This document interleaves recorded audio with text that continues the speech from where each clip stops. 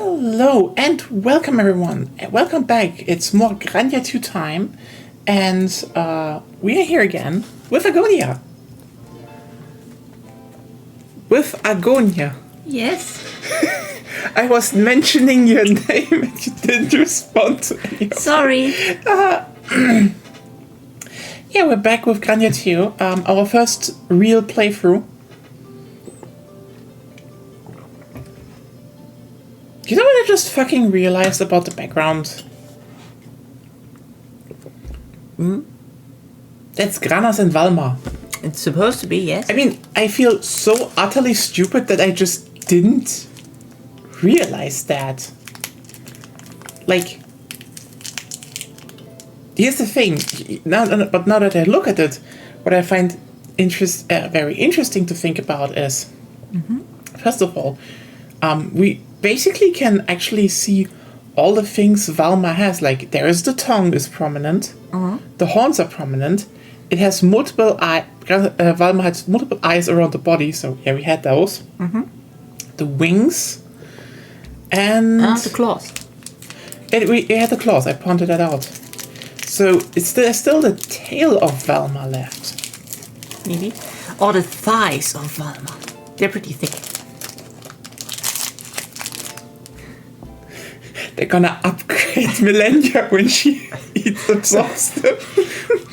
Finally, I've acquired the thighs of Valma. Everyone, that seems a bit random. Valma was thick as fuck, though, yo. But also, yeah, we're very decadent here now. Today, we're eating Milky Way. If anyone remembers Milky Way, it's not the worst candy, actually. I mean, look at Grana's legs. They're tiny. And he's a two-faced person. Yeah, Granas is like very Babylonian, actually. But both are actually pretty Babylonian.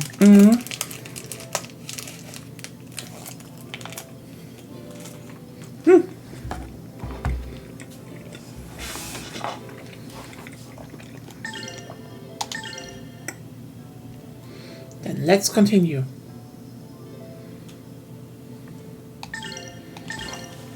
Oh yeah, right. We've been still on the island.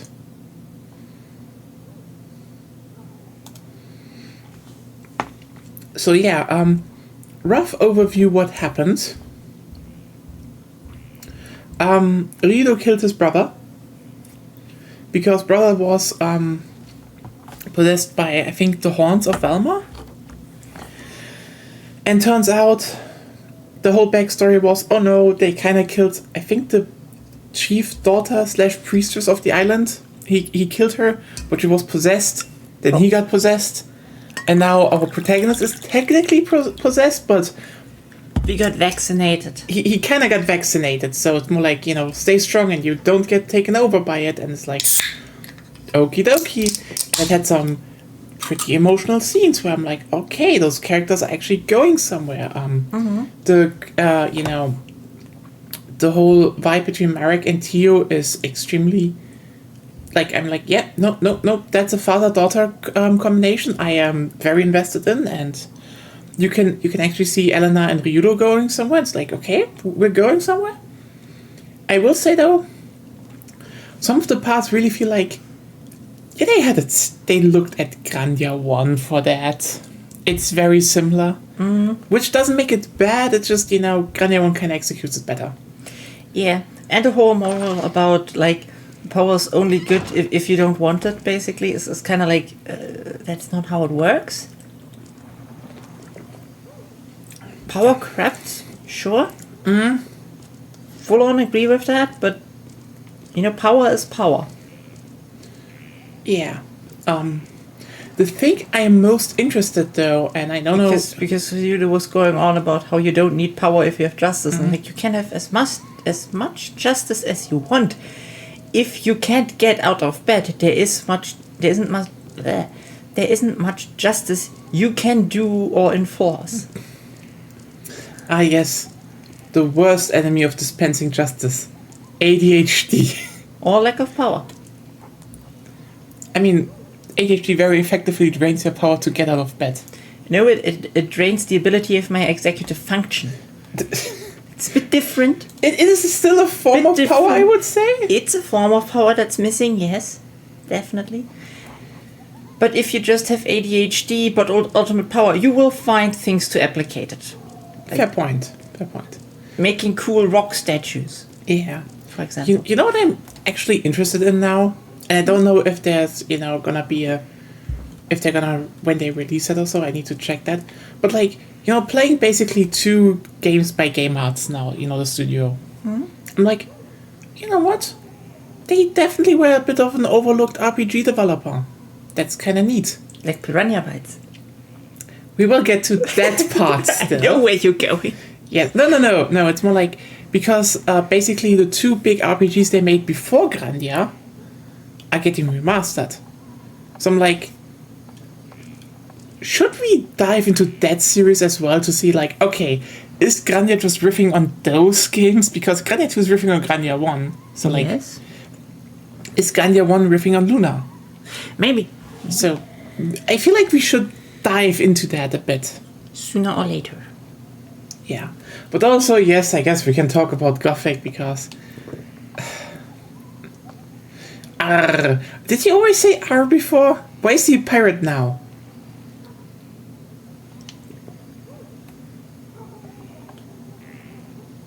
I don't think that's how a man should look, though. You kind of suck, Captain Bacala.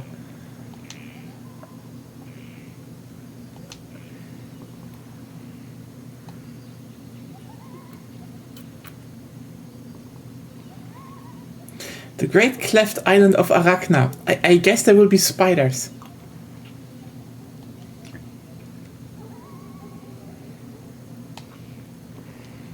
I be not. I'm not. I need to check first the general store again. Not as in the Command and Conquer faction? No, I'm not.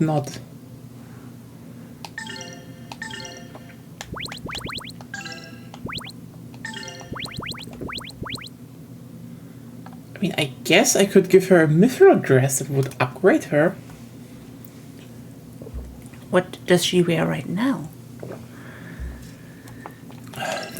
Does it give her something good that she would lose, or...?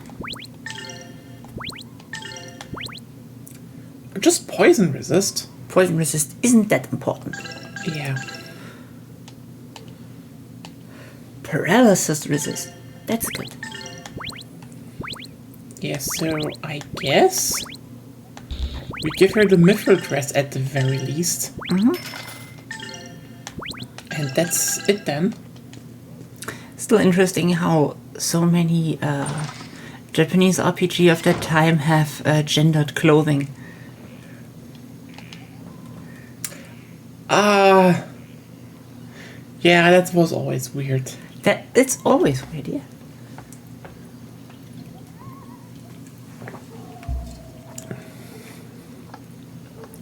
It's not like, people, when you were walking around, they were kind of wearing similar clothing all the time.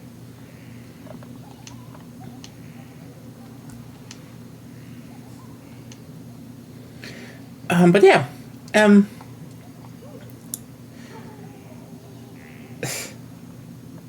So here's the thing. We've been kind of thinking about what to stream afterwards, because basically Wednesday kind of switches between 2 things nowadays. Co-op games and RPGs. Or co-op RPGs. Yes. And like, we have Monster Hunter Wilds coming up, so...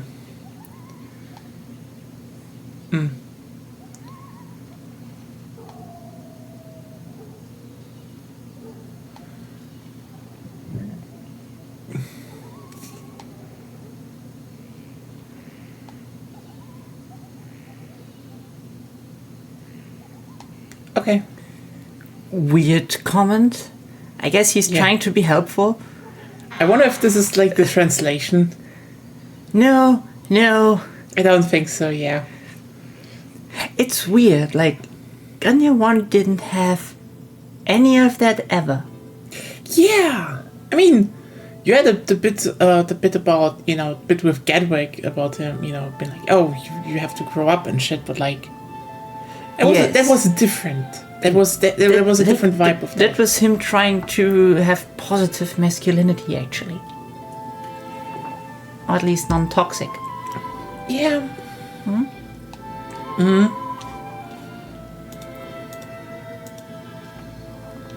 How could I have relied on someone willing to help with no bad repercussions? We don't know shit about Granas and Valma, actually. We just know Granas won and is now saying, oh no, the other guy was bad. So what is floating up there? Who knows? It's still like, oh no, he didn't get saved the right way. How terrible. Religious problems.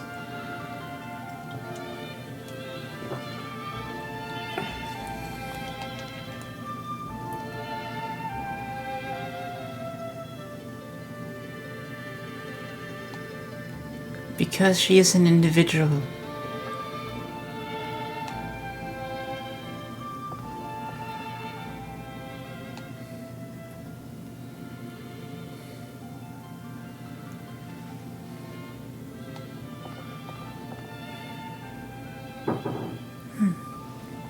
Yes, the ship rolling back and forth is perfectly still. just saying.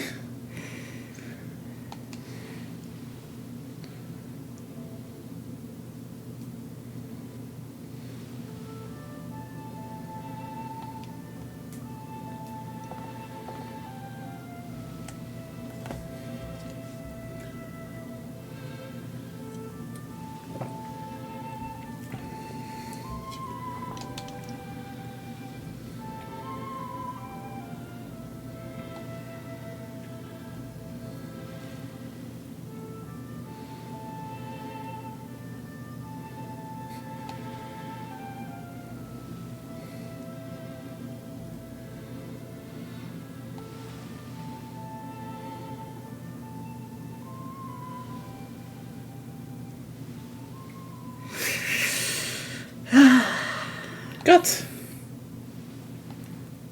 Yes, and she seems chill. Yeah. Running away. I mean, no one really... Running away now. I mean, honestly, Melania is also not really dispensing any information that could be helpful. Yes, that's true. And she's like, on one hand, you can say, why would she trust anyone in the first place? Because everyone hates her in the first place. Mm-hmm. But then again, she also popped up and was like, fuck this church, I'm gonna burn this village down, until Ryudo said, no, you don't. Yes. So, I don't know what's with her.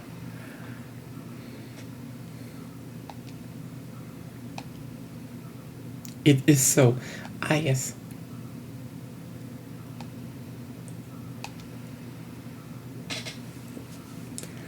Stop praising Granas for everything.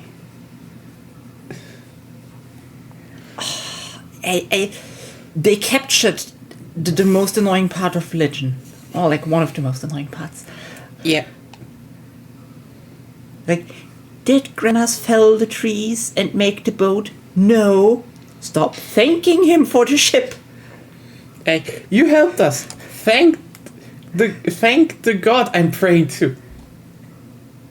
You know what? Maybe thank the person that actually did the job.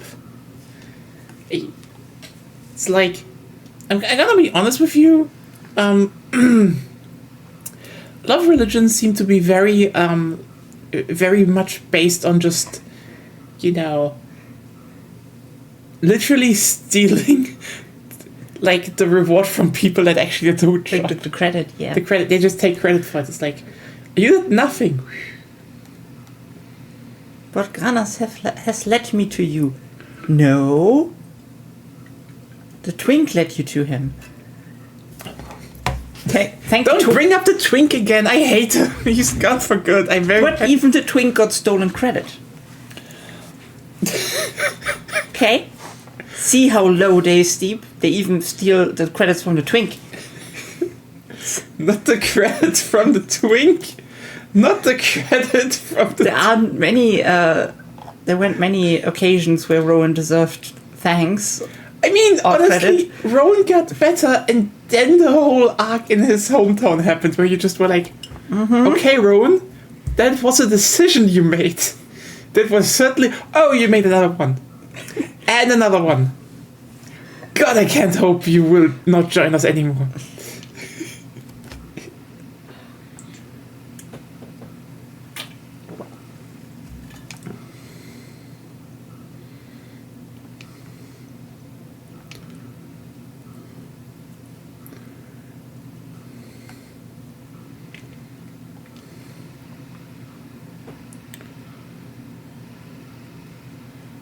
So, luckily, he can grab Melania and Elena both at the same time.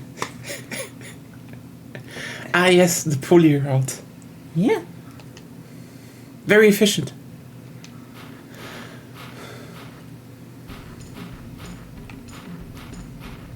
Oh, we're on a tropical island.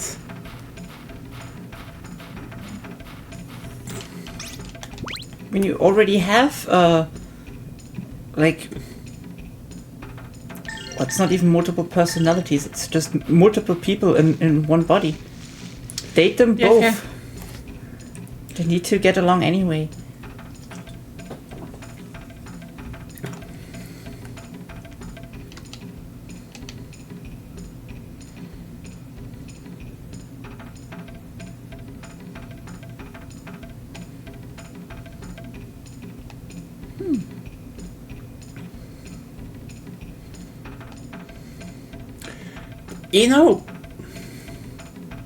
You know what I liked about Grandia 1? Yeah. They just ran into people. That just happened. Things just happened there. Grandia 2 kind of feels a lot of, well, that's awfully convenient. Yeah. It's not like, But it's not generally the same thing. Yeah, it's just like, oh yeah, just Marek's place is just around where that thing is.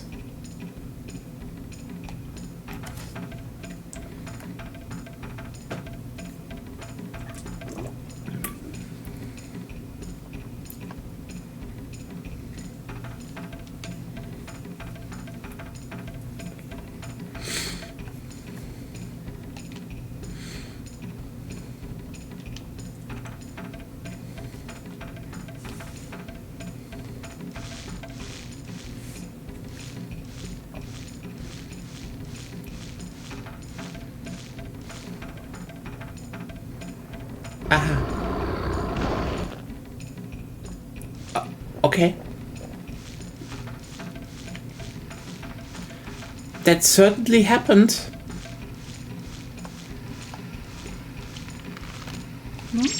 It's the jungle with the big polygonal stuff. Look, The Valley of the Flying Dragon with no Flying Dragon? Yes.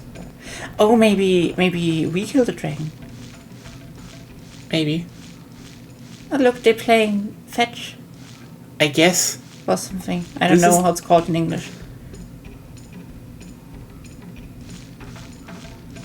This is the most random ass thing Flowers have ever done in a video game. And Flowers have done weird things in video games, let me tell you that. Like assault people?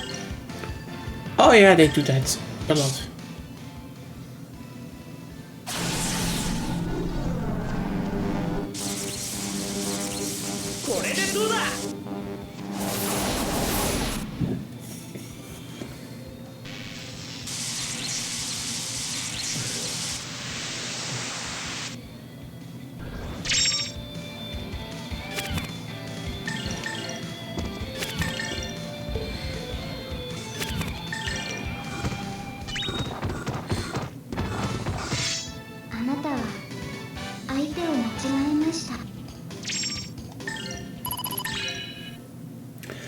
yeah.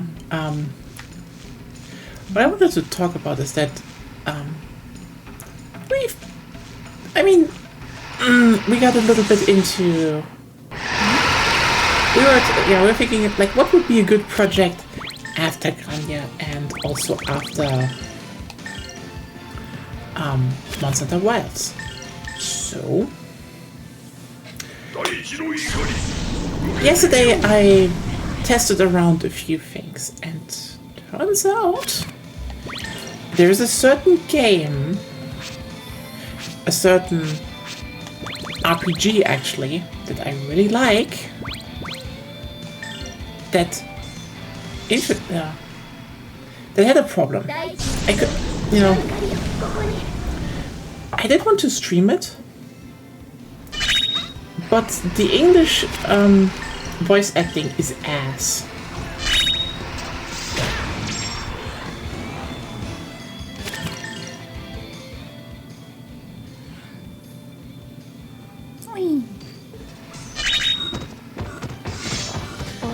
But I fixed that because I know a lot of people in my audience have the English speaking, so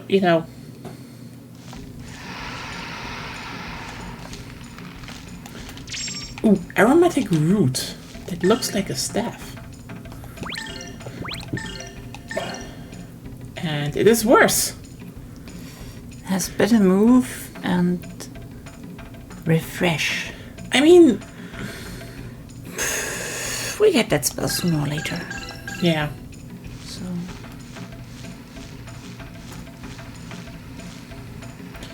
And since it's an old game, I couldn't do a lot, but I did a little bit of hacking, quote unquote. It's just, You moved files around. I moved files around as, a hacker man. And now, the proposition is if I get it running smoothly and install some mods, just that everything is just a little bit more fine. That's resolution and stuff. Resolution mostly, maybe some updates, because like the inventory and UI in combat is a bit weird, and the sequel was just a lot better in that regard. Mm-hmm. But if people are interested, we could then maybe get a playthrough of Gothic in. And not only Gothic, and we could definitely play Gothic 2 afterwards if we have the time and everything, because they're meaty games. They're not too long, but they're meaty games. And frankly, I do want to show people why German role playing is like that. That's why you try to you try to reserve the dub.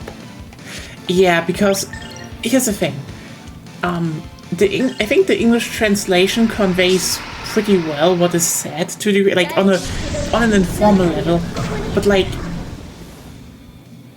that when there is certain voice acting that is just so ingrained into the main language that you can't really uncouple it from everything else. Oh wow. Hey. Yes. Well done. Counter-Strike. Yes. So yeah, maybe we can sit down on the Gothic series and enjoy some very unique gameplay, because the thing is, the moment you have, I think it's one of those moments when, you have, you see a video about why these games are so unique and great, and then you're like, yeah, fuck, that's true, actually. And you want to play them again. That's what happened to me. And we have a better one. Maybe shouldn't have bought that. That we didn't know of. Yep, how could we? Yeah. Anyway. We are playing blind. Da, da, da, da.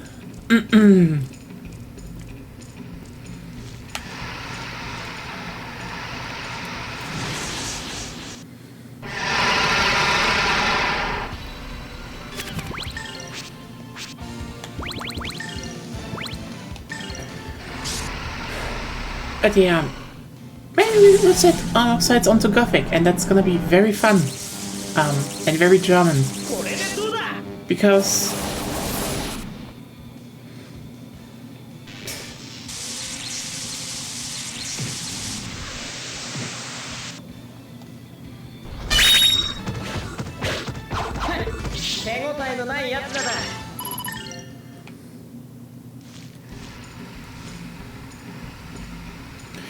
like it's one of those RPGs which style has never been replicated by anyone else really. And this isn't to say, I know people are like, oh, RPG, hard RPGs or stuff. That's not the point. The point of the point in Gothic is, as the video that kind of inspired us to maybe do that again. Said is that Gothic is kind of a collectivist RPG in a sense, because we could have, like, the opposite of collectivist is individualist, as in the sense of basically every other RPG out there, like Skyrim, Elder Scrolls. It's the most prominent. Yeah, it's Skyrim. Everybody knows Skyrim. Basically, the good example was because the beginning of Gothic 2 and Skyrim are very, very, very similar. So, like, basically, you get rescued as an ex-prisoner. You're basically someone nobody knows with nothing to their name, and you try to convey a message to a high-ranking person. Basically, you get the task to say, "Hey, tell that high-ranking." To go to detail much. Okay, tell that to the high-ranking person. The point is in the end. Okay? Yeah. Can I? I just tried to define Skyrim. You can go to Gothic part, okay? Yep. In Skyrim, you go there, you go to Whiterun, you have no problems, the guards just let you in, you go into the higher district, nobody bats really an eye except one person that comments on it, but you can go wherever you want, you go to the Jarl, you have a small scene, basically. And the Jarl is like, yeah, let me speak with the person. And then you kill a dragon, and you're the Dragonborn, and you can basically go wherever you want, however you want, without being constrained by societal hierarchies. Yeah, like there is there's nearly no decision in Skyrim where you actually have to decide one thing or another. Like, basically, there is technically one, but it's window dressing, because in the end it doesn't matter. You just not the important part. Basically, you can be the guild leader of the Thieves Guild, the Dark Brotherhood, and the Mage College. Those are just like titles to take off, basically, on your long list of things you have accomplished. Yeah. Meanwhile, Gothic 2, basically you get saved and you get and ironically you also get a message to say, hey, dragons are coming. You get basically an Aragon scene of just running up to the king and saying the beacons are lit, basically, like shit's hitting the fan, we need help, we need to rally everyone. So you're like, okay, you know what, you move slowly towards that town, and also it's not really open, and there's stuff to do on the side, but you're not getting that sidetracked as much. But well, what happens then is Gothic. Basically, you come up to the town. You go to the gate, and what does the gate do? In typical German fashion, they say "Halt," so stop. What do you want? And you're probably like, well, I need to speak to the head. I think of the I think it was the Paladins. Yeah. So the Paladins. And they're like, no, fuck you. Where's your permit to enter the city? And they're like, what? And the answer is, yeah, you need to have a permit to enter the city. Which is a thing in, quote unquote medieval times. So, or at least a very good reason to enter it. Yeah, or at least a good reason to enter it. And so basically, the thing is that you're now saying, okay. Also, Teal's poisoned. I saw that, so I'm Help gonna... Tio after this battle. Yes. I could help her now, but, you know...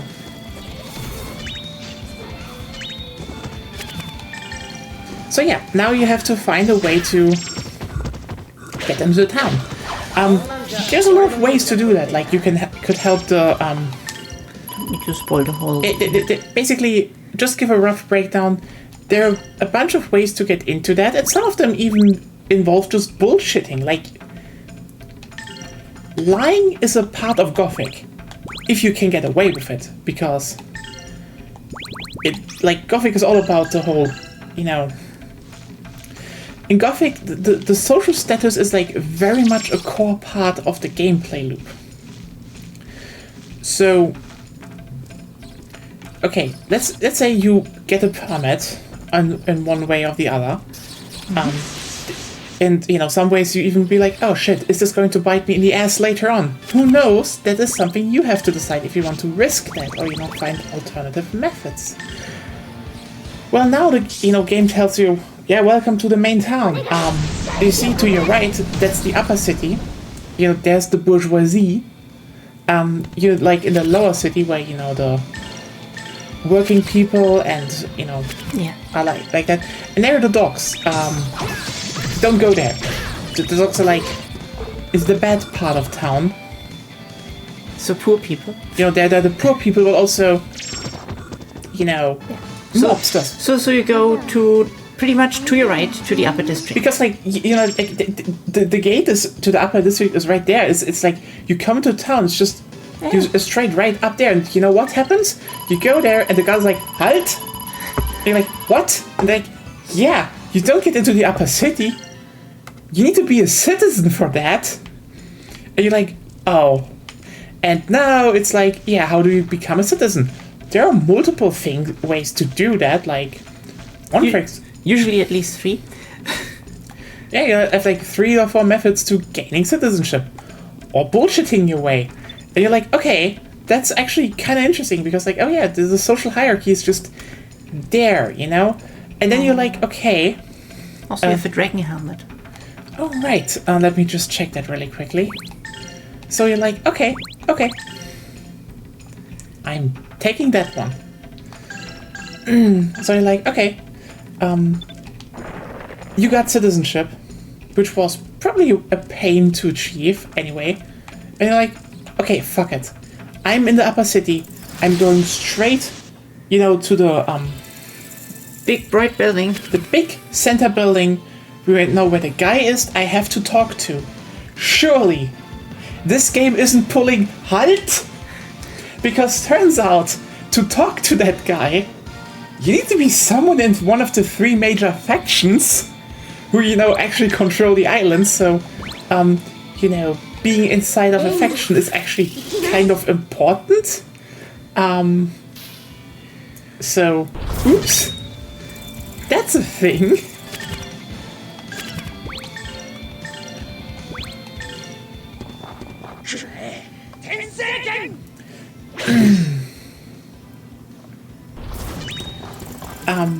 Yeah, and that is that's Gothic too, because now you have okay, by the way, now you have to actually go and join one of the factions, which are basically, I mean, it is not really a spoiler. You can join the guards / paladins, you can join the mercenaries, and you can join the fire mages. Now, you'll probably be like, okay, that sounds kind of interesting. Let me sum up all of these factions, because they're not really nice people. Your choices of joining are the cops, the mafia, and the church. They all are literally what I'm currently saying. It's literally that, because like, you know, you go to the mages, and they're like, you can learn you know, fire magic here and be really strong, but also sweep the fucking floor. No, literally, you have to sweep the floor. And, you know, do also a little bit of backstabbing, because literally one of the ways of getting in, you know, getting up in the hierarchy is you have to fight another initiate.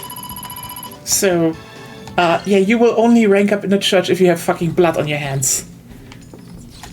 And the other factions are not better. Like, again, the thing is, if you join the guards, to one you actually have to say, hey, there be dragons, we have a problem. You really need to get off your ass. They're like, you know what? How about your first jobs is that you enforce the law? And like, what is enforce the law? Oh, beating up poor people and confiscating their weed.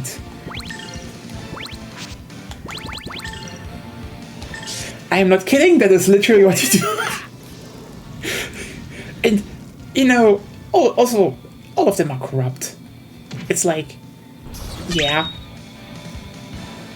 And you kinda have to, because again, else you won't be granted passage to actually deliver that one relevant message about, hey, shit is going to hit the fan. So the whole part about what I'm talking about,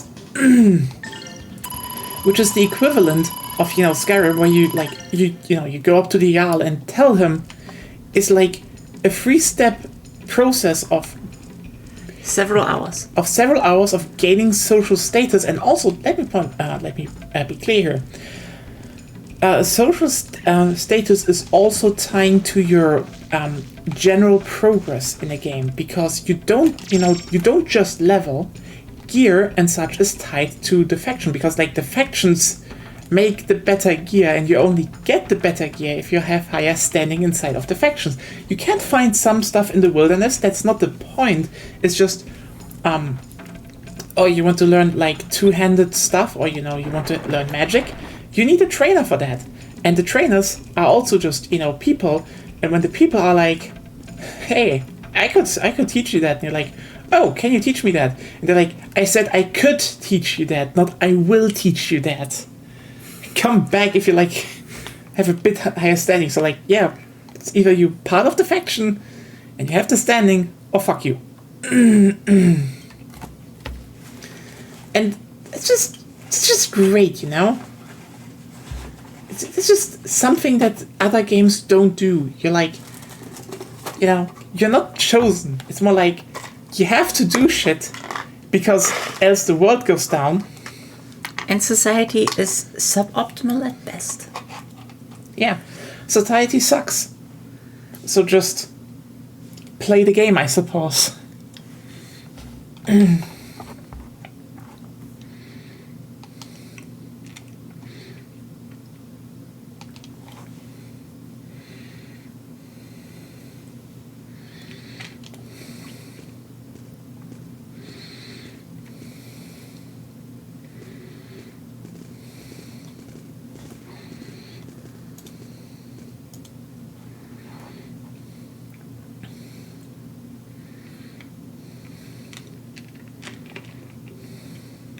Good question.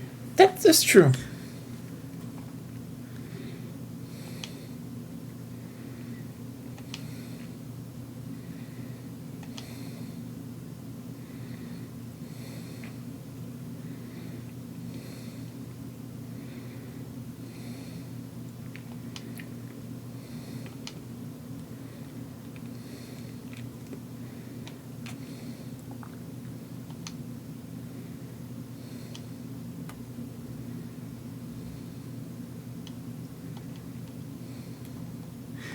Aww. The girl with no argument and not much knowledge is trying to stand her ground. Your religious teachings seem to be reasonable. I will be outraged by this.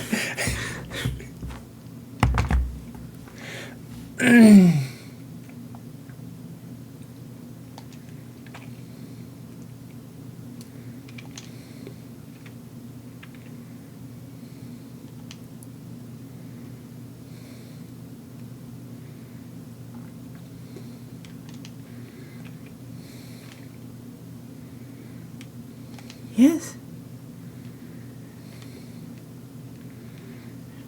It is confusing for very dogmatic people to hear that some people do not worship anyone. Or they worship someone totally different who, might have been the actual god. Who knows? I mean, that at least is more understandable from their perspective. Yeah. Worshipping someone different versus not worshipping someone at all is a pretty big difference. You know what? I just realized we are now actually like, oh, it's the edge of the world. No, it's not the edge of the world. It's a big island where apparently the world was cracked in the middle. Okay. And there's a tornado. At least 4 cracks.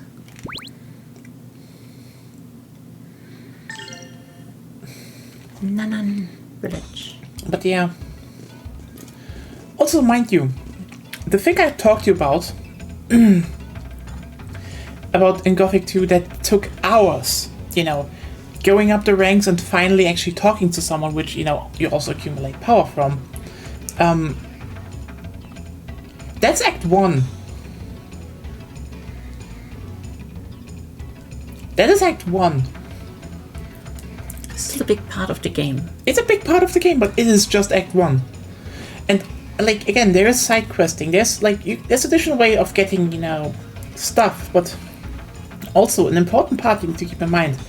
You can't just fight your way through things. Because, again, the social standing, it's kind of integral. You basically, the power you need to fight through gods is kind of the same that you would get, if you level up through the factions anyway.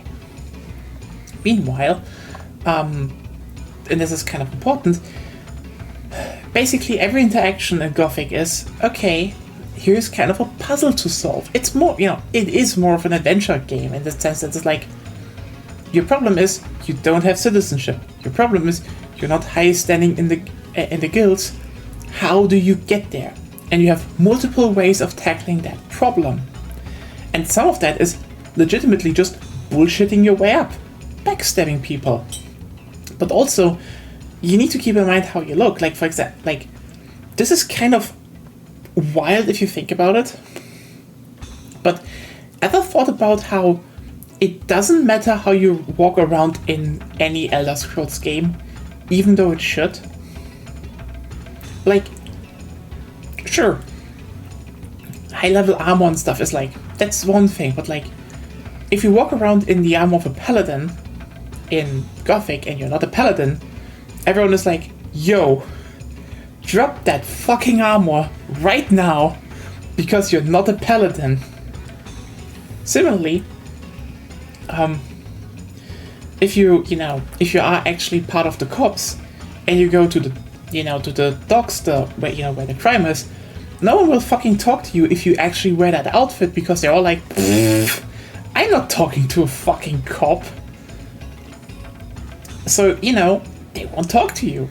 And similarly, there's sometimes stuff like, oh hey, I want you to prove to me that you've killed an orc.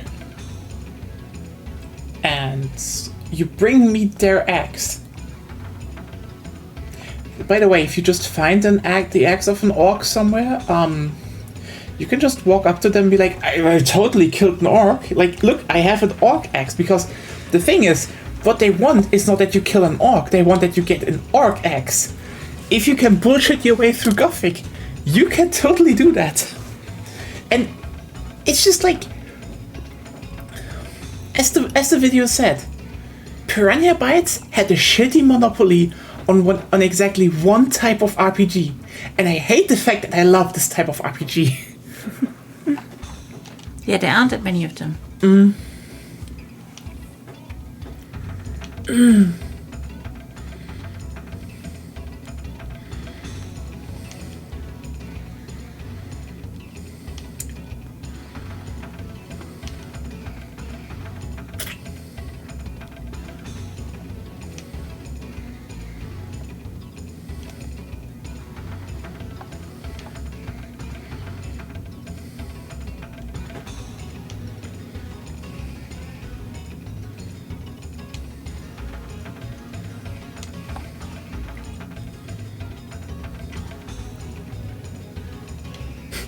Damn straight we're friends. What was that line, Ryudo? What was that line?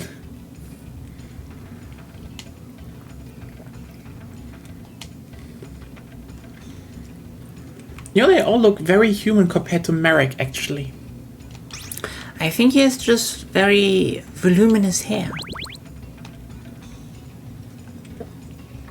You know, that would be the funniest thing ever. Like, you get baited by the idea of, oh, they're lion people, and then everyone just kind of looks human. You're like, Mike, why do you look like a lion? He's just, I just have a lot of hair growth. Okay. Why not? Weirdest type of bait.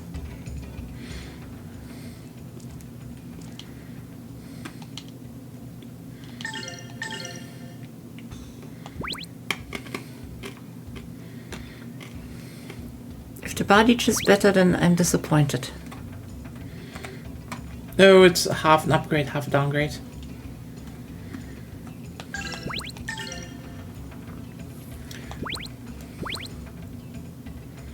But the Dragon West is a full upgrade for him. I guess so. And Dragon Scale Mail is better? Yes, it's way better. Yeah, so... I guess our girls would get the Dragon Vest then. Mm-hmm.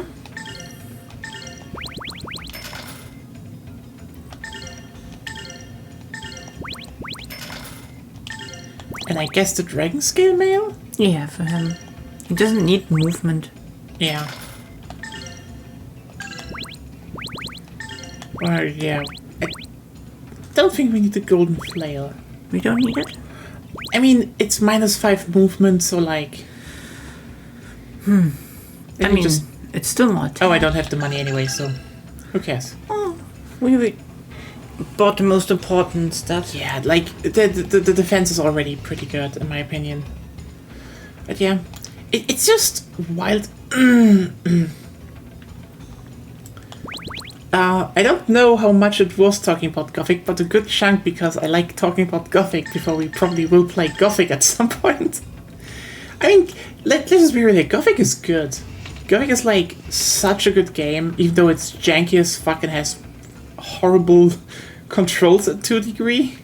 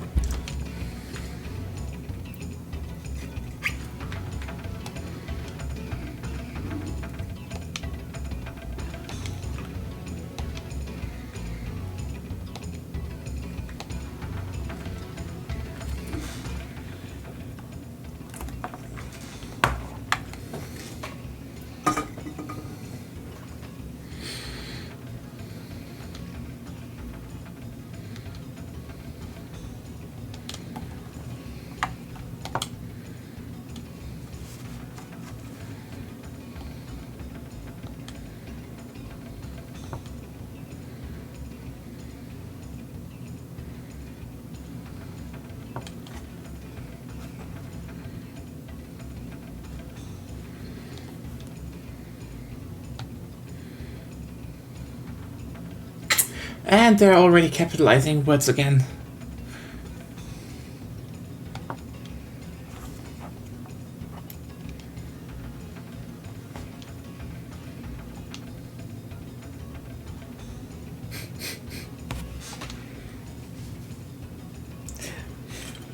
This goes against my doctrine.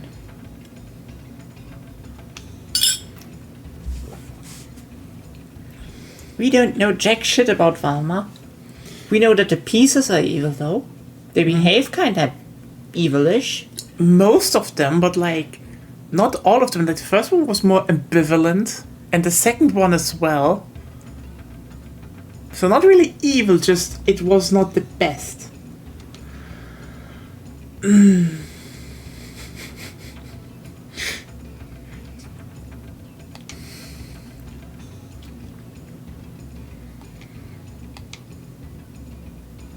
Yeah, you kind of fucked up.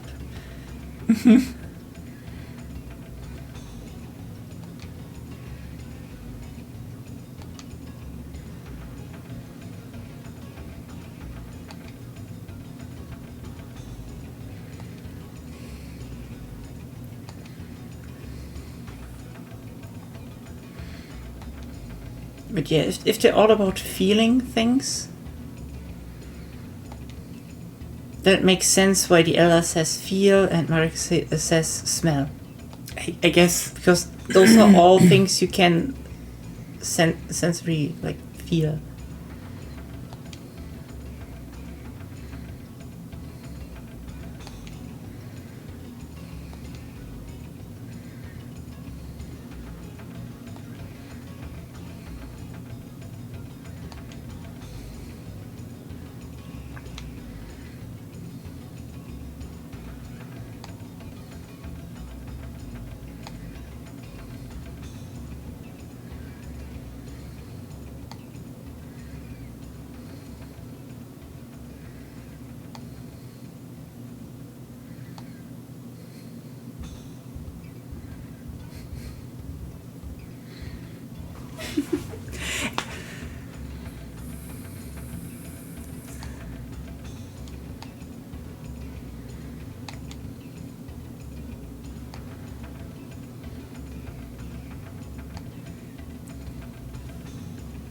It's still interesting that Theo has chosen Madik as her master. Right now she can only choose one, but she did choose one. Yeah. By the way, is that a metal door? Maybe.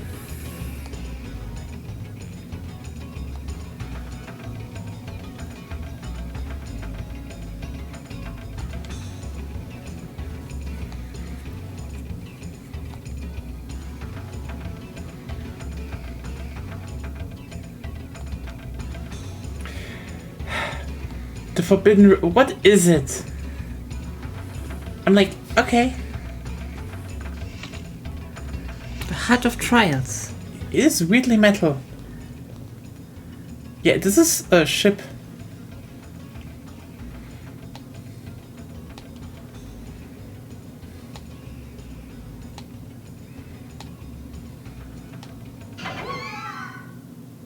Who would have guessed? What can we bullshit is inside that room? It was a trapdoor!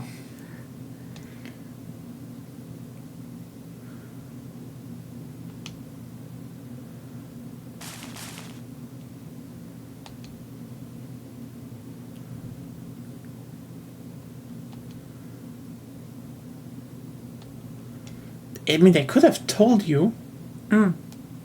Is it fighting a dragon again? It's probably a dragon.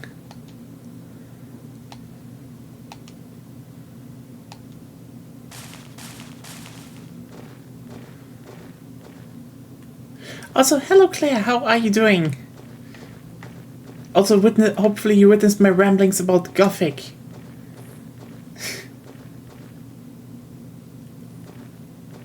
I guess.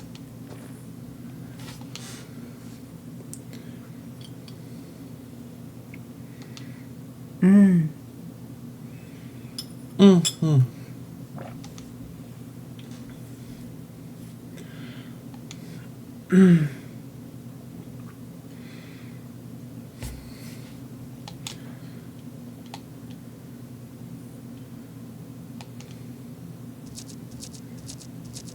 Okay, that thing's alive.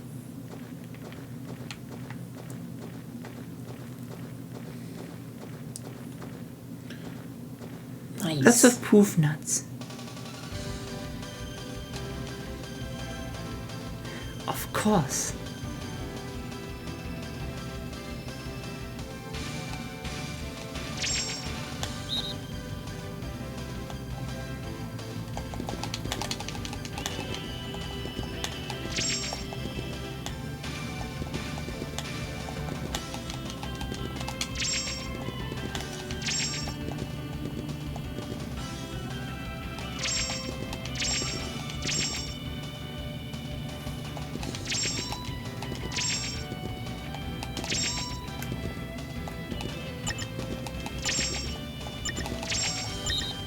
Okay. I don't know how this thing works.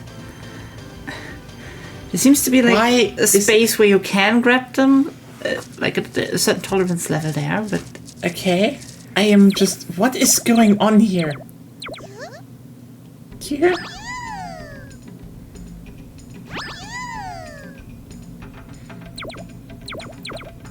It was very anticlimactic.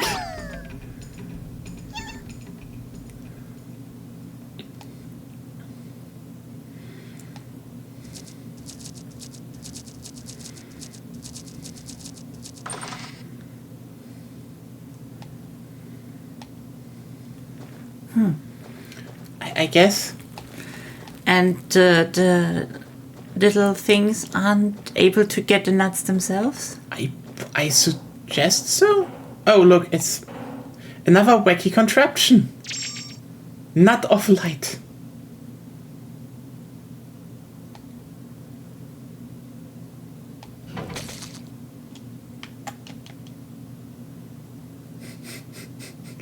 There's a lot of slipping parts.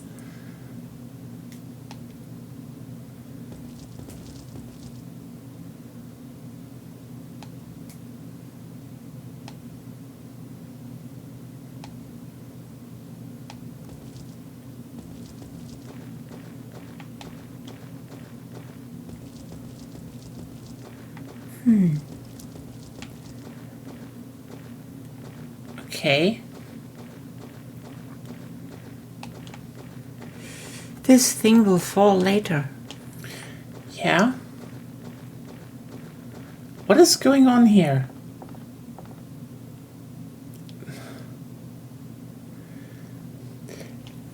Is it another wacky contraptions? Place your bet now.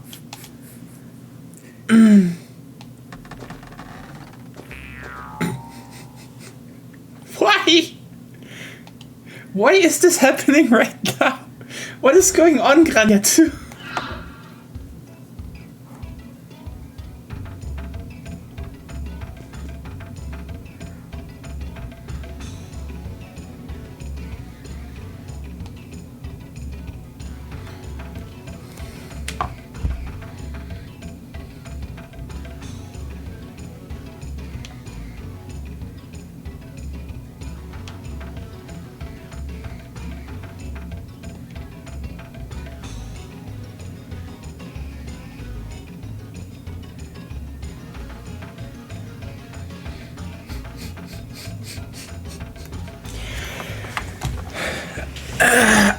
So, they don't send people from themselves down because they will probably just stay down there.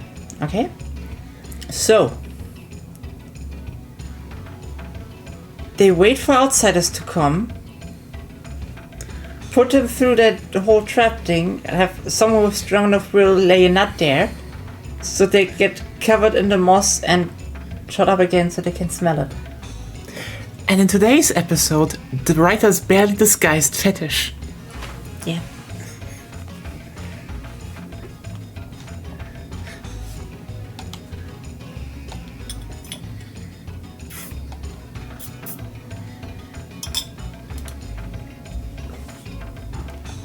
It is basically catnip, yeah.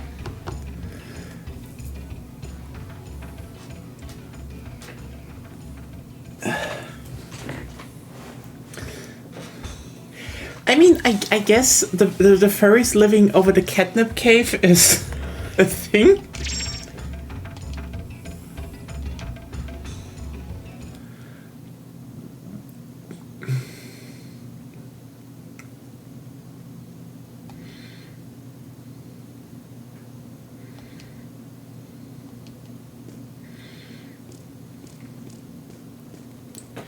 I will save first, though.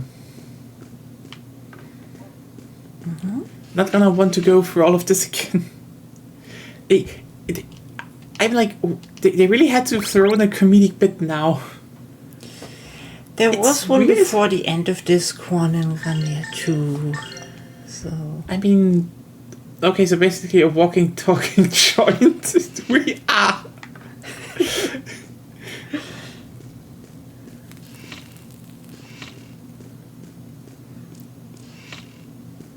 Oh, that's his house.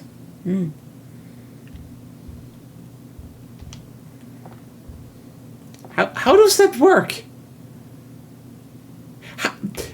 There is not enough. This is a non-Euclidean fucking shelf. What are they doing? No. Right. See, There are lots of configuration how this could work, though. No. Yes, you're expecting it to be a rectangular shaped drawer. Do you say they're not? They're like... Yes. That sounds stupid. Yes, but I guess Merrick has bought this thing to ponder non-Euclidean space. Uh-huh. Or to have a thought-provoking interior.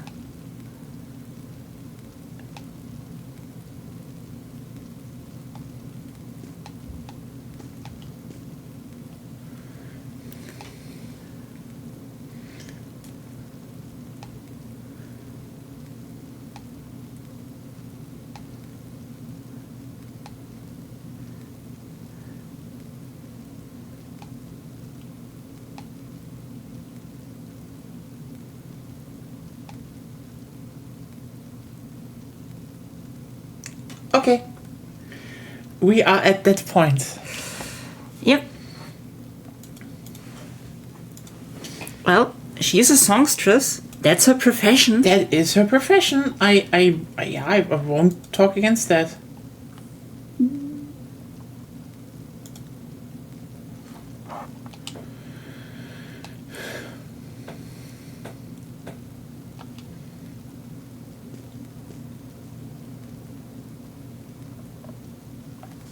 What reveal shall we have now? You couldn't stand God or women. How old is Eleanor anyway? I don't know. They're probably in the similar age range.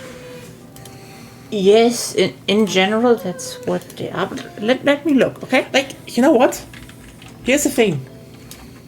One of those two things is completely understandable. The other one is currently being They're corrected. both 17. Yeah, so basically teenagers. Yeah.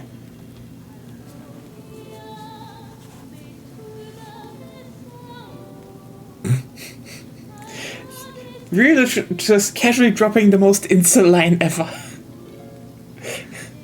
No, you know, that girl is different. Ah, yes, okay, yes.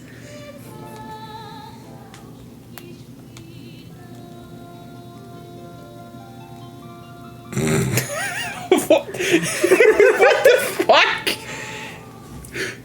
Maybe it's a woodpecker? I don't think... I think it's supposed to be a hawk. I think this is...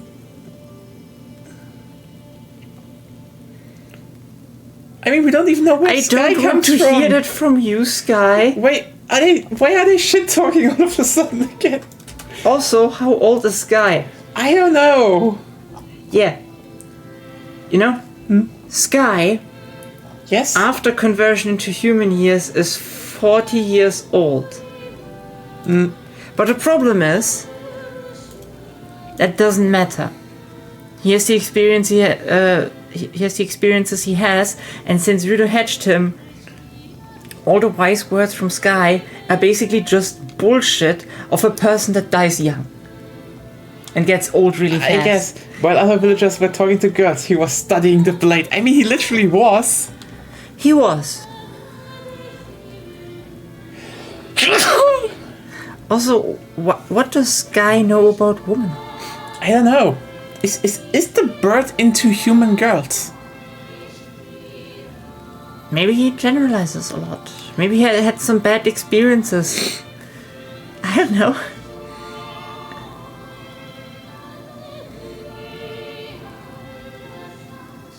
It's kind of great how she can sing with multiple voices at once. That's fucking talent right there.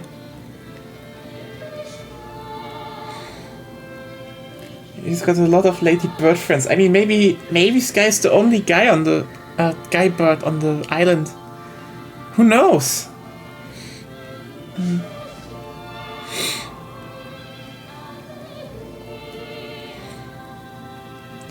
You know what? I can say a bunch of stuff about the writing. That sometimes it's weird how they just shit talk each other. And the misogyny? Yes, but Merrick definitely has a way with words. Merrick is probably the best character in the series so far.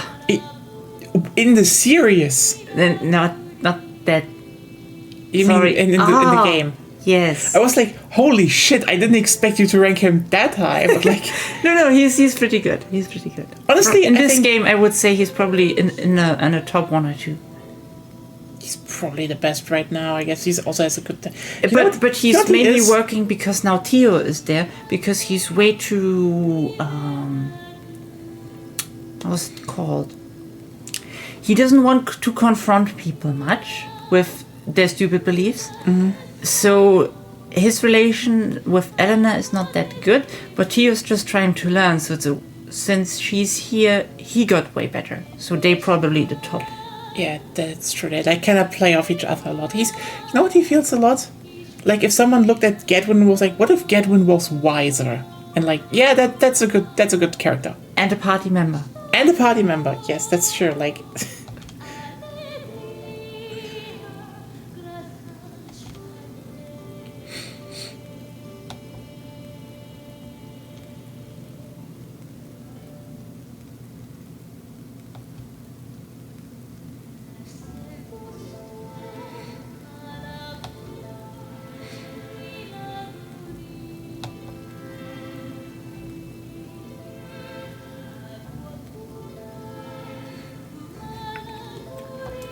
Marek hitting her with concepts instead of facts. Like, I don't have a heart.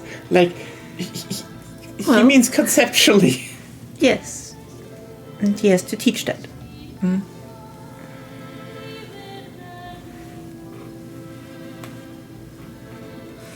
Well, I mean, not always. but You know, you can have emotions and your emotions are valid. Doesn't mean you have to act on them all the time. There's some emotions you shouldn't act on. yeah.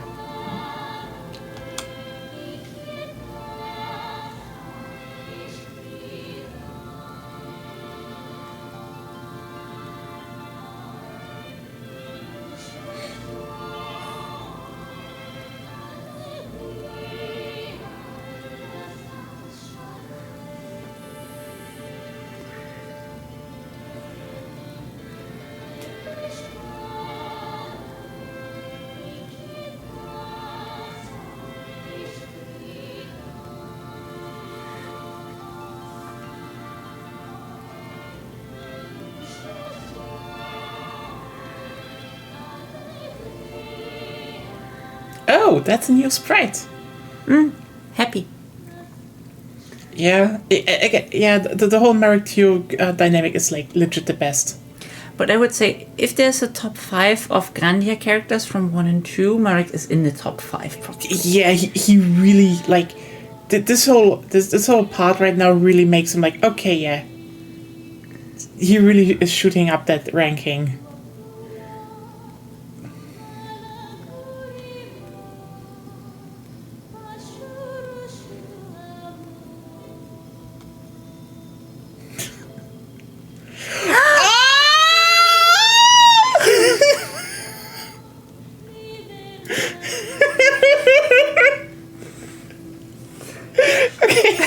Yeah, okay, he definitely Screenshot. definitely in the top 5. Their storyline really is like pulling the whole weight of the goddamn game right now. Mm-hmm.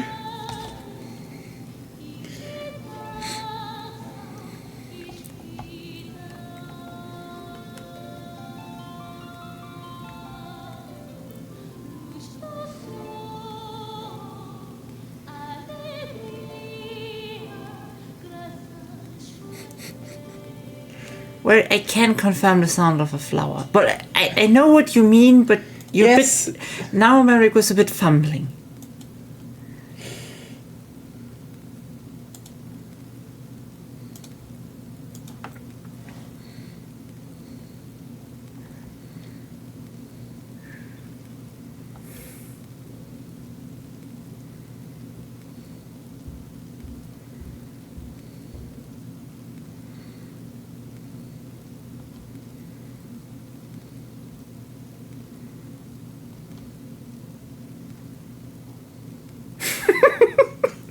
God damn it, Ryuto.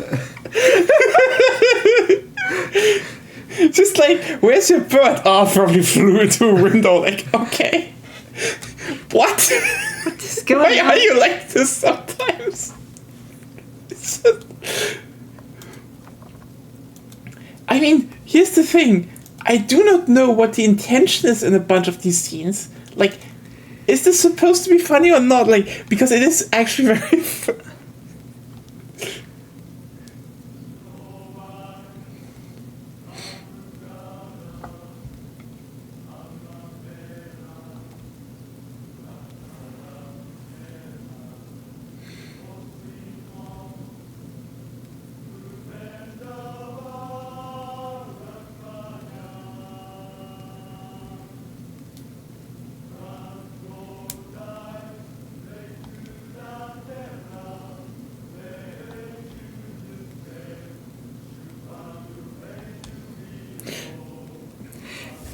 So now that the others sing, you just fuck off. This story could be plot... This song could be plot relevant, but I guess not.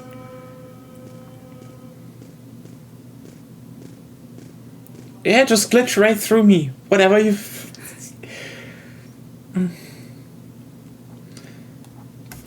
Is Lord Granas not others?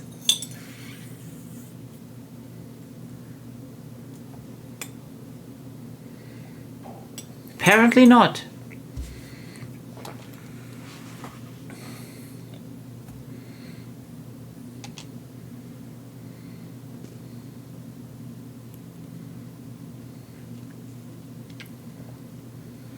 You could say, you feel things.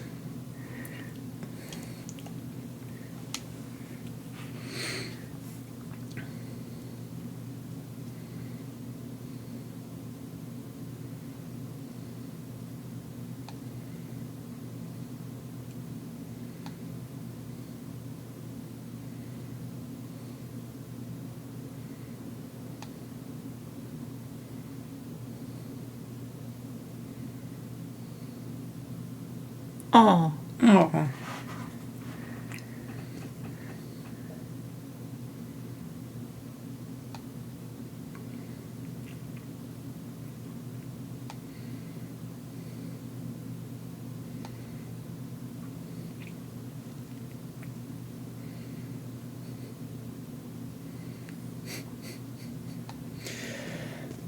So she's thirsty now. That is the weirdest pride choice. Why the smug face? Because Why does she's self-deprivating, or how it's called. I mean, you know.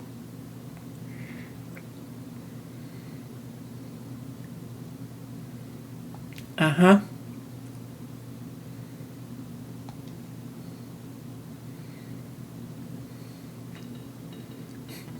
Apple.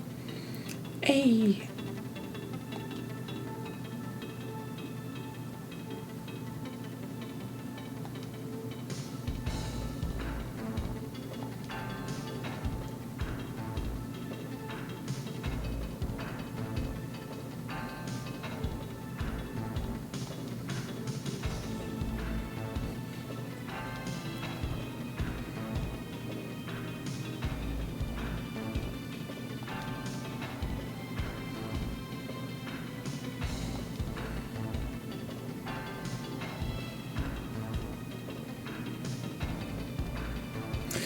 Also, She's a point.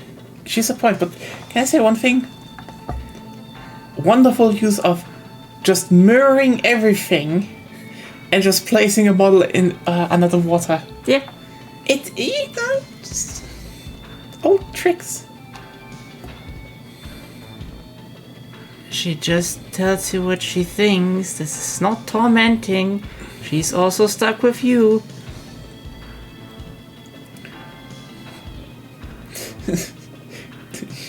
Your mama? Okay.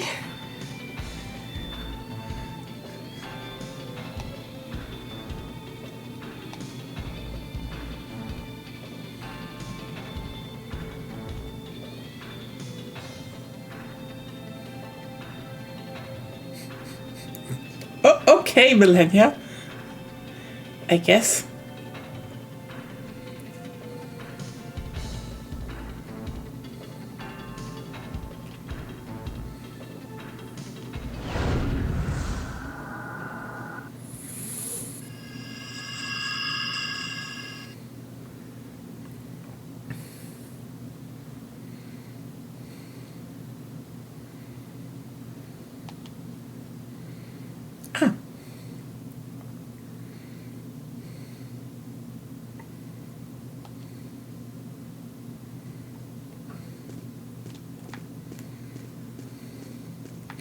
Nothing to collect. The problem is, Millennia also just heard that he said she's special to him, so I guess she's a bit upset. Either that or she's like actually trying to just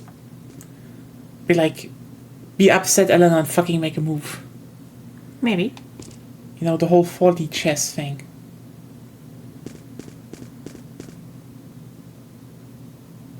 Ah.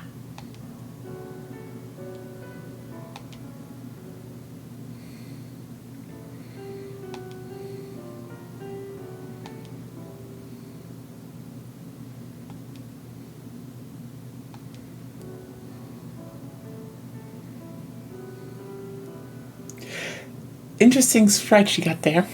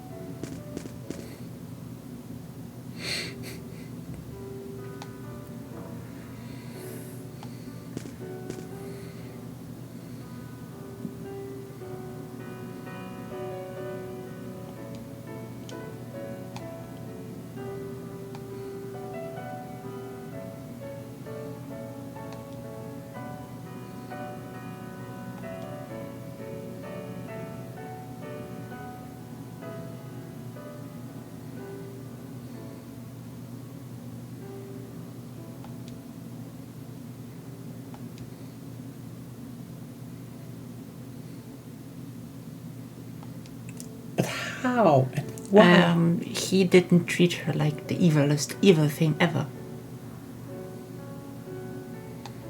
That was enough.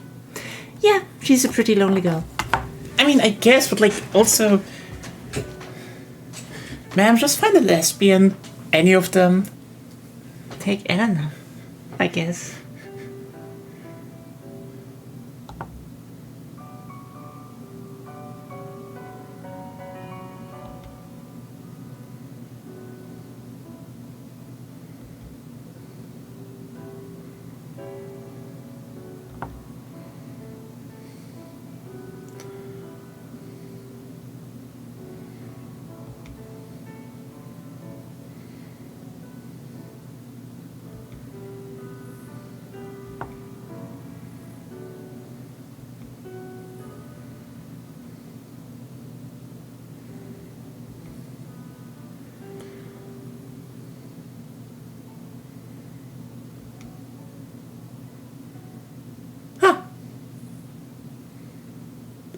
Okay.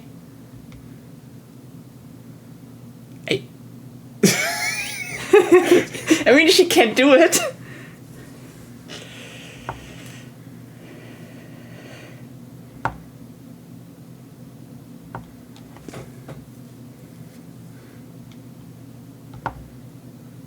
God, no, wait.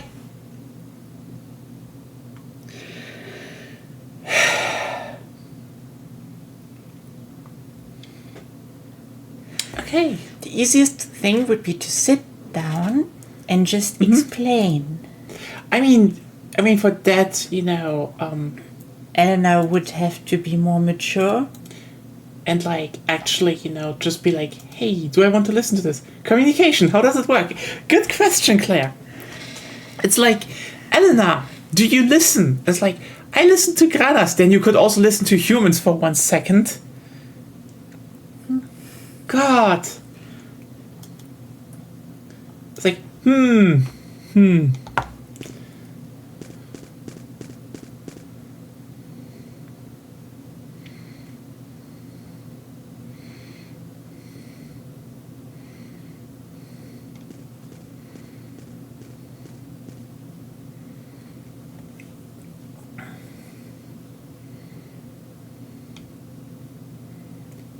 No, you... Oh, my fucking... Couldn't you just have asked him? Just... I mean, she's the one that responded to this confession by sprinting away to a pond. Yes, and now she just, you know what? She's running away and jumping to conclusions. Like, wow. I hate those kind of people. I get you. I get you. I get you. It's just also like, Oh, I'm in love with you, but I won't tell you because I wait for the right moment. Fuck off.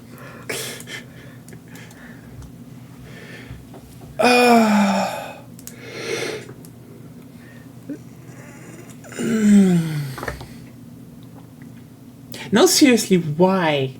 God damn it.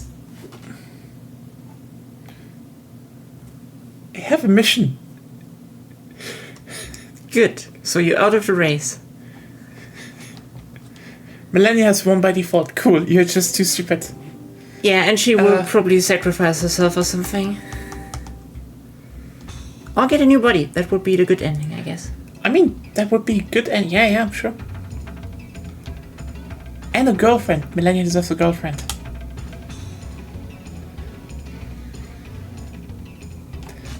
But yeah, this whole thing of if you have a storyline like, but I'm darkness reincarnated. Why don't you fear me? It's like, it's literally falling apart the moment if the first person meeting that character is a lesbian, because like, I am an ancient evil, and lesbian's like, I know. First of all, just calling yourself an ancient evil doesn't make you an ancient evil.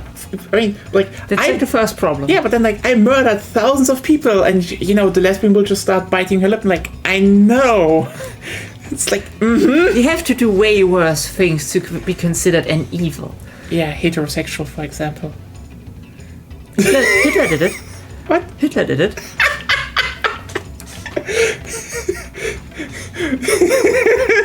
He's an heterosexual evil.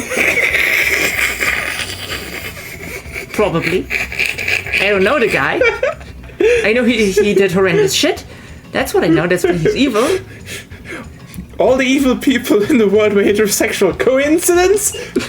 I'd say not. God. Stupid.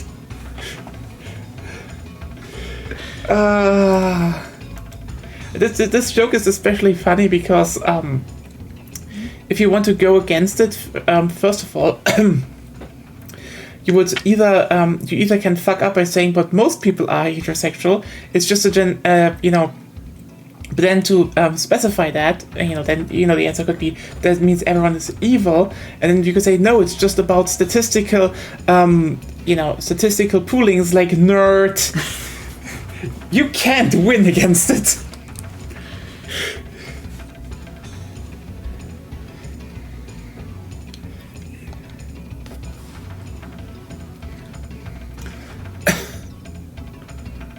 You've never been.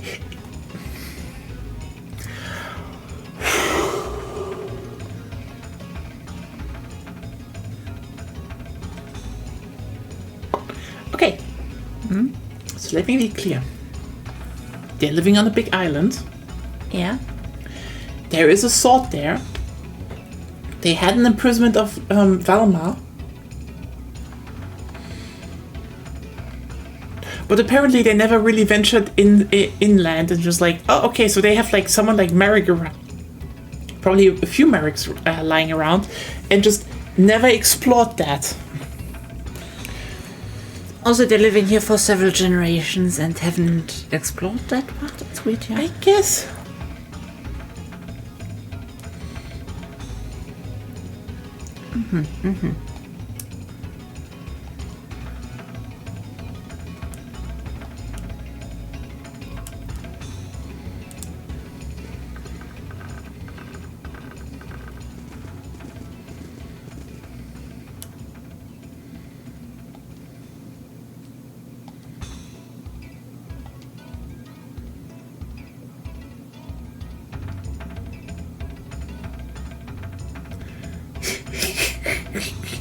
Yes, repress your own feelings. That will surely work out, Elena.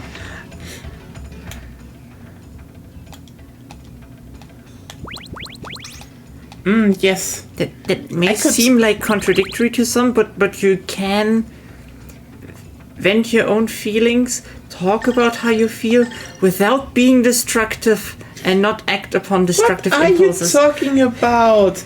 You know, you could talk out everything and maybe resolve problems, or you can just bottle them up until they all explode into a flurry of furies. And you probably already have forgotten most details of why you're actually angry or any. Yeah. But that reasons. makes it so easy because at that point you can just pin your anger on someone who might not even have anything to deal with that. And they're just tangibly related to the problem. And if you're even smarter, you blame it on yourself. Oh yes, that's the power move. It's yourself all the time, and like it's just self-deprecation. It's like power move. How? Because like, you're so bad you can't do anything, and that's why you're bad. It's like, everyone. I'm pretty sure that's where it will go with Anela before she like decides to not do this shit anymore. Yeah, I hope. I guess. Can't kill them normally, but okay. It's just a little bit of ESP. Yeah, but I think it would have been faster if you just used attack. Was it? I don't know. God damn it. But yeah, power move. If you ever face a problem, you could talk it out again. It's no problem. But you could also just, again, go and be like, it's all my fault. And refuse any help. That definitely helped always. That's like definitely the solution to everything.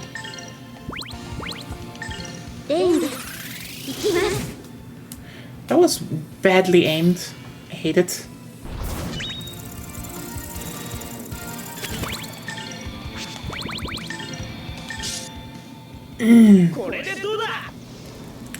Anyway.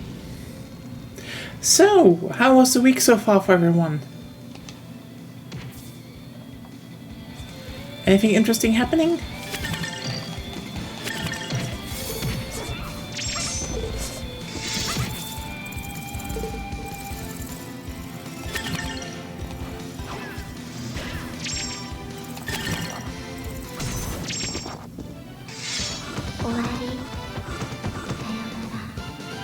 Oh! Honestly, I feel like I should also replay. Like, why are you replaying it on 3 different consoles though? I mean, I feel like I should probably replay Signalis at some point.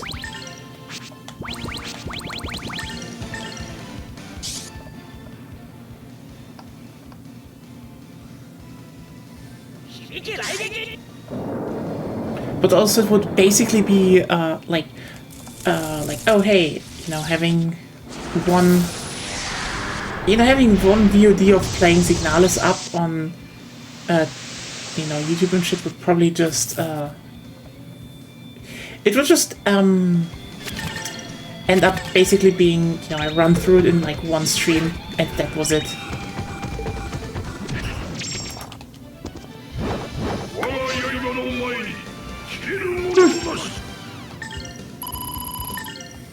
Well, That works.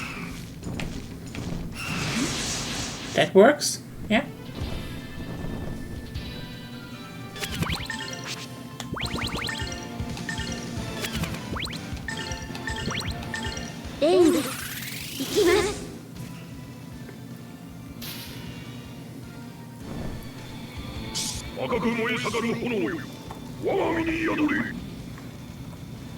Whatever he said. Oh, that's barely any damage. Okay. What did you do? Fire? No. Yes. Fire? Yep. Well, they're birds. Maybe you need electricity or earth. Ah, that's true. Let's just zap them all again. I mean, zap all doesn't even kill them completely. Doesn't. It sucked, truly. Yeah. I'm like,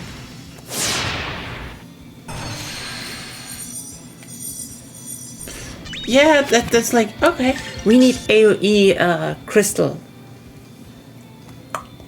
Diamond Dust. Yeah.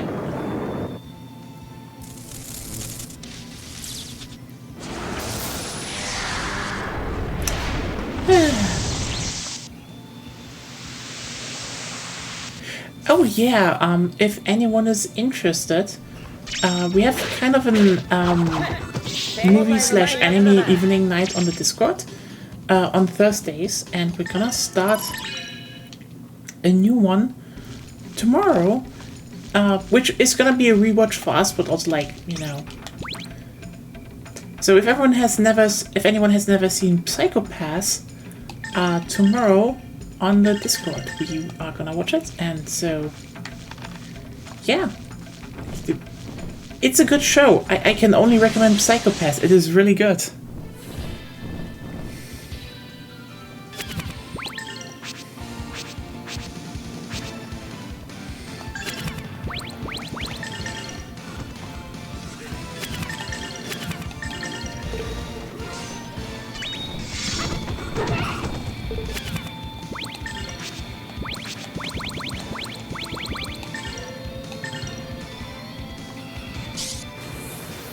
Have you watched the original series? Because like the movie is basically set after the first 2 seasons. It's a good movie though, like, yeah, I'm actually looking forward to that. I have never seen the 3rd one, but I don't know if we will, you know, directly go to the what's that. Kind of more like, you know, first season, and then we can see if we interweave some other stuff in there. Like,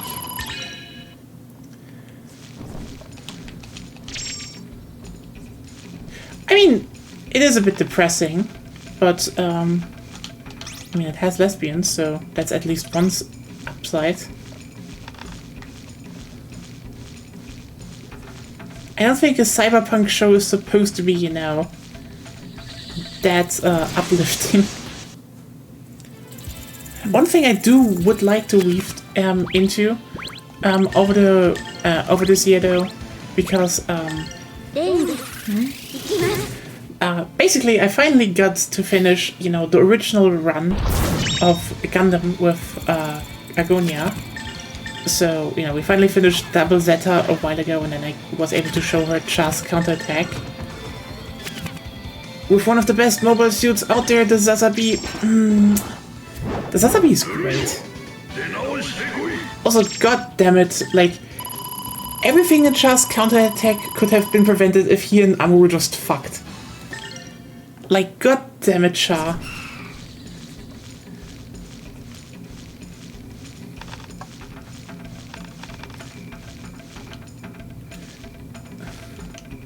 Double Zeta is honestly a really good show, in my opinion. I mean, the irony is it kind of has the opposite problem of most Gundam shows. Not the opposite problem. It's kind of a problem, but like, because as a personal thing, I don't think you're missing out that much by only knowing the movie versions.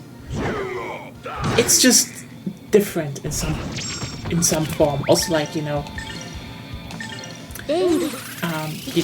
better quality. That's also a thing.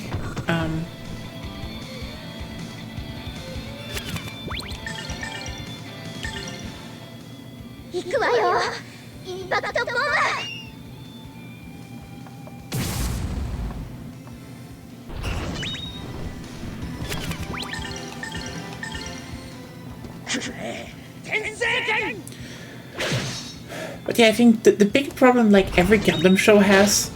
Okay, every Gundam show has except Double Zeta. And this is why I genuinely like Double Zeta. Like, okay, here's the thing.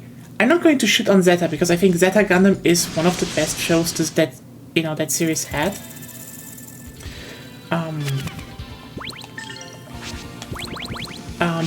But it's generally kind of interesting to see how...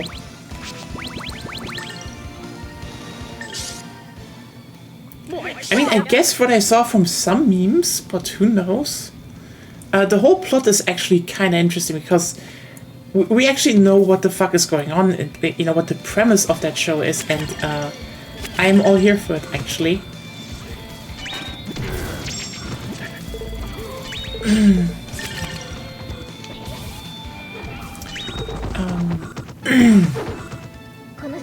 But yeah, I think the problem is like most Gundam shows start out really strong, and then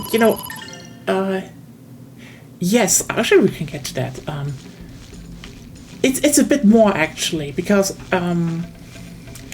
it's a timeline where Char Aznable found and stole the Gundam.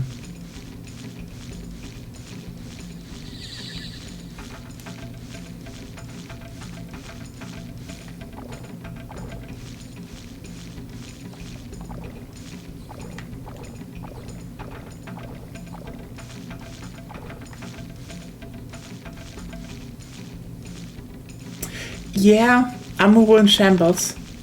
But also, from what I gathered, is the fact that, Char then upgraded, that Gundam, the original Gundam, with, his own upgrades in the Psycom. So, okay, here's the thing. For what I know, they basically released the first 4 episodes as a feature movie in Japan. And the first episode is kind of like just going over the events of the first, seasons. Just being like, okay, this is what happened in this alternative timeline. Yeah, he's running on org logic. Which is kind of funny because then some people were like, oh, this is just unnecessary fan service. I'm like, hey, listen, just because you only came in with Witch from Mercury and haven't catched up to the fact that this show is longer running, has a big fan base, that is like the weakest fucking thing to say. Just being like, oh, no.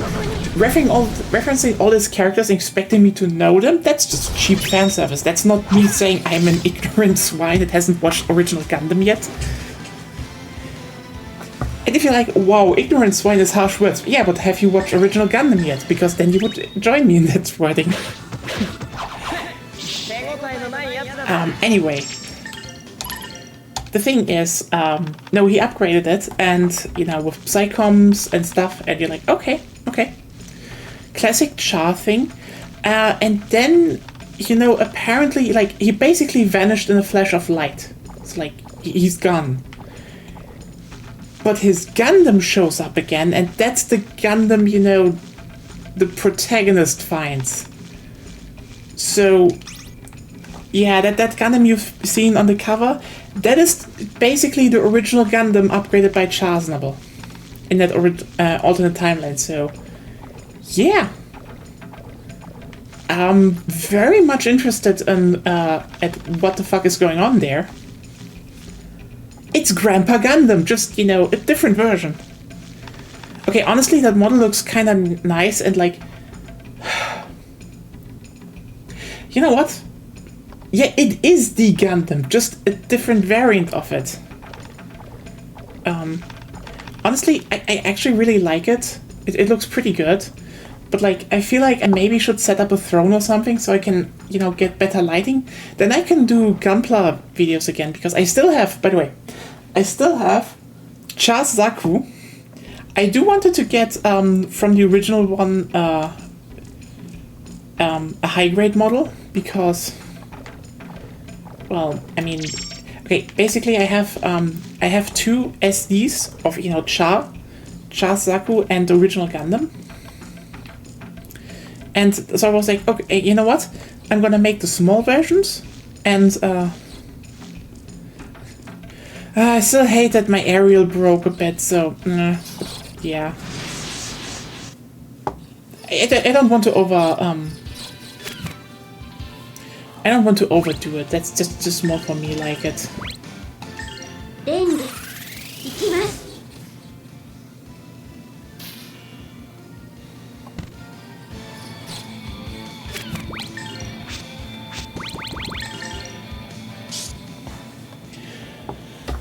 So yeah, I mean, for me it's more like I want to, do them on stream, chill Gunpla streaming and stuff, but like, I would need to have better lighting first, and like, I could get that stuff, but right now it's more like saving up for some other things. So maybe I do an Amazon wishlist or something if anyone wants to be like, oh yeah, do lighting. do Gunpla.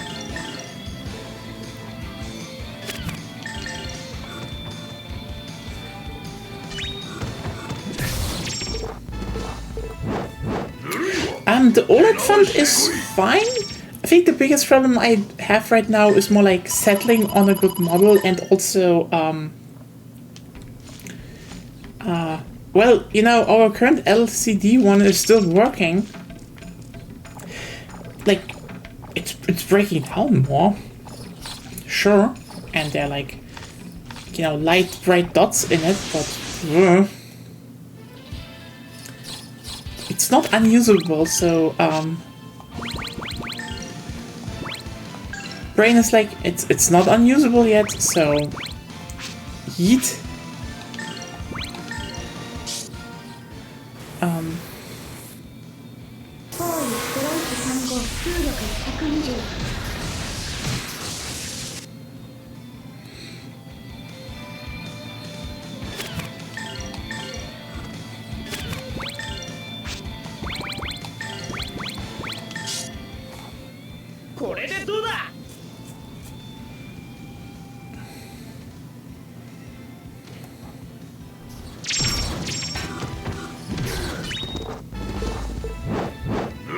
Well, I will look at that. LGCX sounds fine, but yeah, it's just a bit of. I'm interested in doing more Gunpla streams again because I really like them. But oh, you didn't look. The ends were hiding under a 3D model. Oh, that was neat. I mean, it doesn't help them a lot, but it was neat. I like neat. I'm very much in favor of neat. I mean, I have a bunch of LG monitors, like, they're generally pretty good, I'd say. Like, honestly, I can't really complain with most ones. Like, the cheapest OLEDs in our, in the, you know, quote-unquote categories we've seen, you know, TVs were like, I think, Philips, so we'll see. Need to check the OLED models, yeah.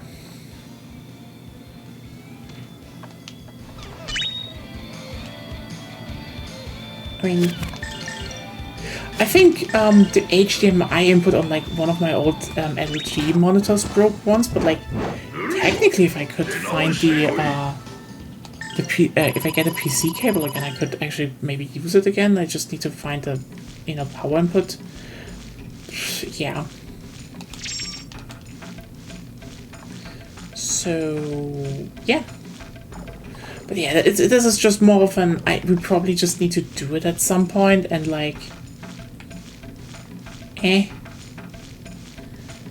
you know, the other one is still working, and like, oh, it's still working, so why should we do it? And like, to a degree, it's like, that's true, but also you should probably save up the money that, in case it does break down, I do have it, and like, it's just, you know, it's just a bit of an emotional mess, I'd say. So yeah, maybe it will take a bit if I will get back to Gunpla. My whole point is like, I want to make a setup here with, you know, some of the high-grade models just in my shelf with like a bit of an LED strip, so they get, you know, highlighted.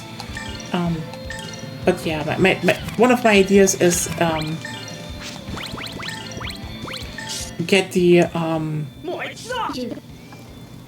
you know, get the high-grade model. I mean, I have a high-grade model of Chars. I should get a high-grade model of the RX 78, so that's that. And then I want to place them in TVs, you know, in front, you know, there, and just be like, look, it's the original crew. I mean, I need some posing stands maybe, but like that's the smaller part, you know. That's the smaller part. Getting to pose my stuff. I just need some stands actually, but yeah, those are cheap at least.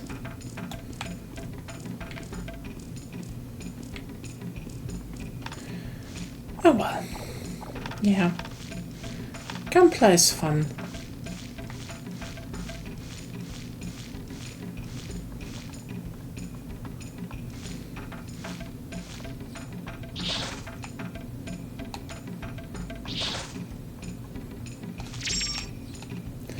baobab fruit. So we just have baobab trees now.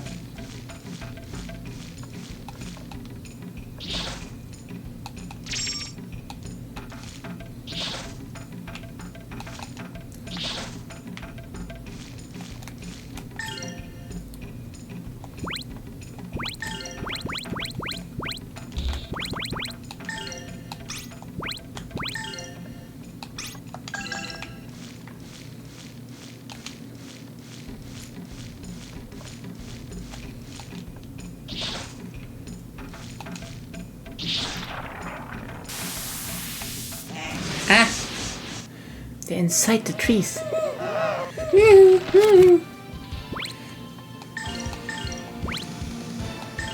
レング行きます。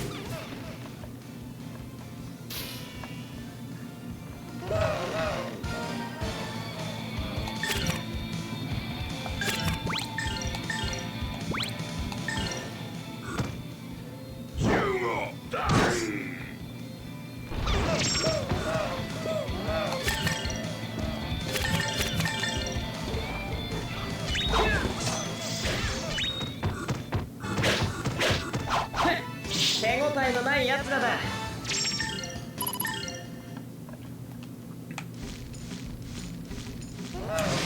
So yeah, I'm basically kind of looking at getting that going because yeah, I kind of want to build more Gunpla again.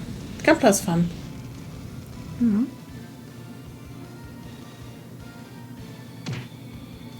I still hate my dad for saying, "Oh, so it's just adult Bionicles." Which, yes, Dad, you're not wrong, but it is also cursed and you shouldn't have said it.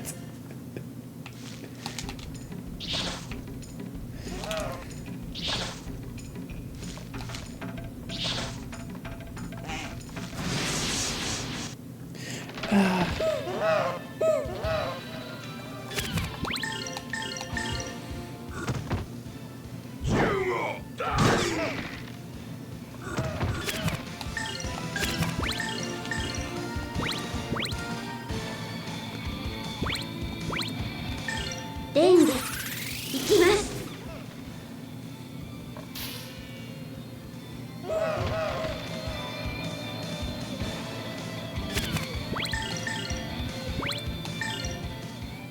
行くわよ。インパクトボム。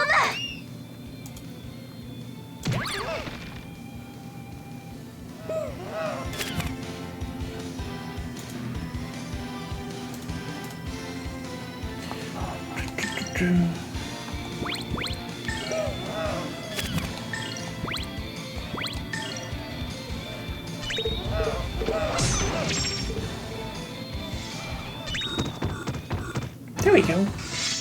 あなたは相手を間違えました。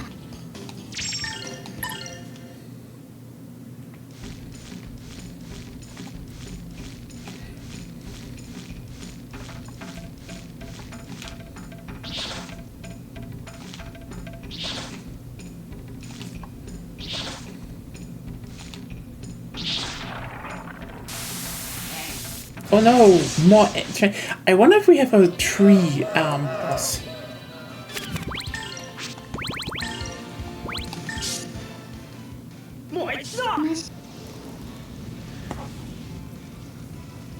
Oh well.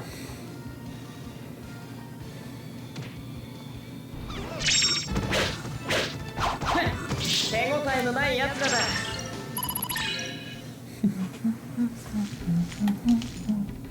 I mean, How many mushrooms have you cut? a lot. Now we got an item out of them.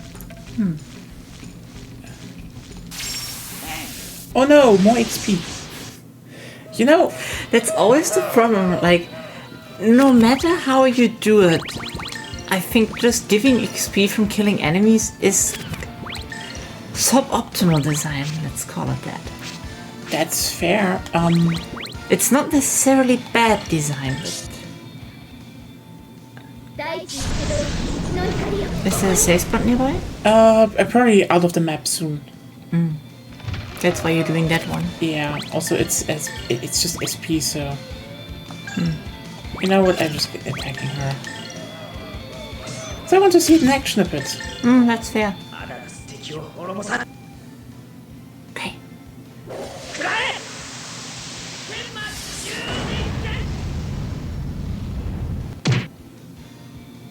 Okay. It's just Dragon King Slice / Heaven and Earth. Yeah.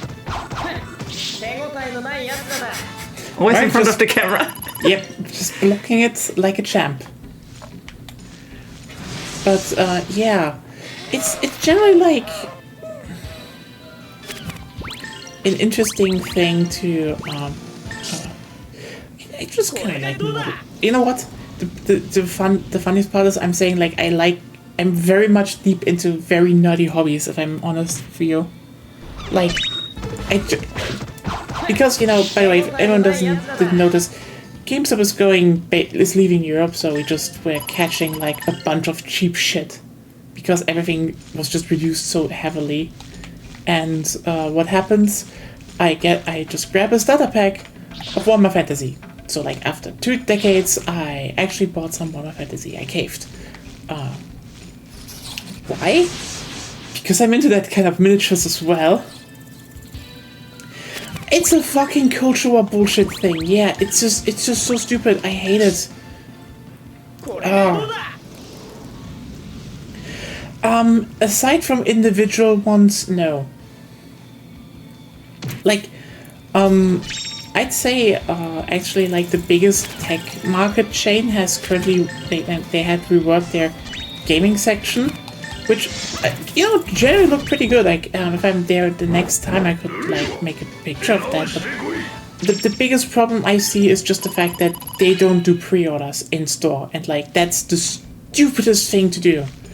Because like, I'm sorry, I know people are like, oh, you know, why should GameStop be there, etc.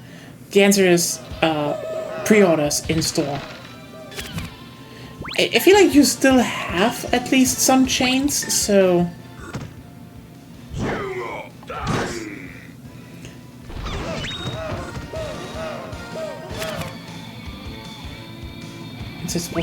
Again, you still have one actually, but yeah.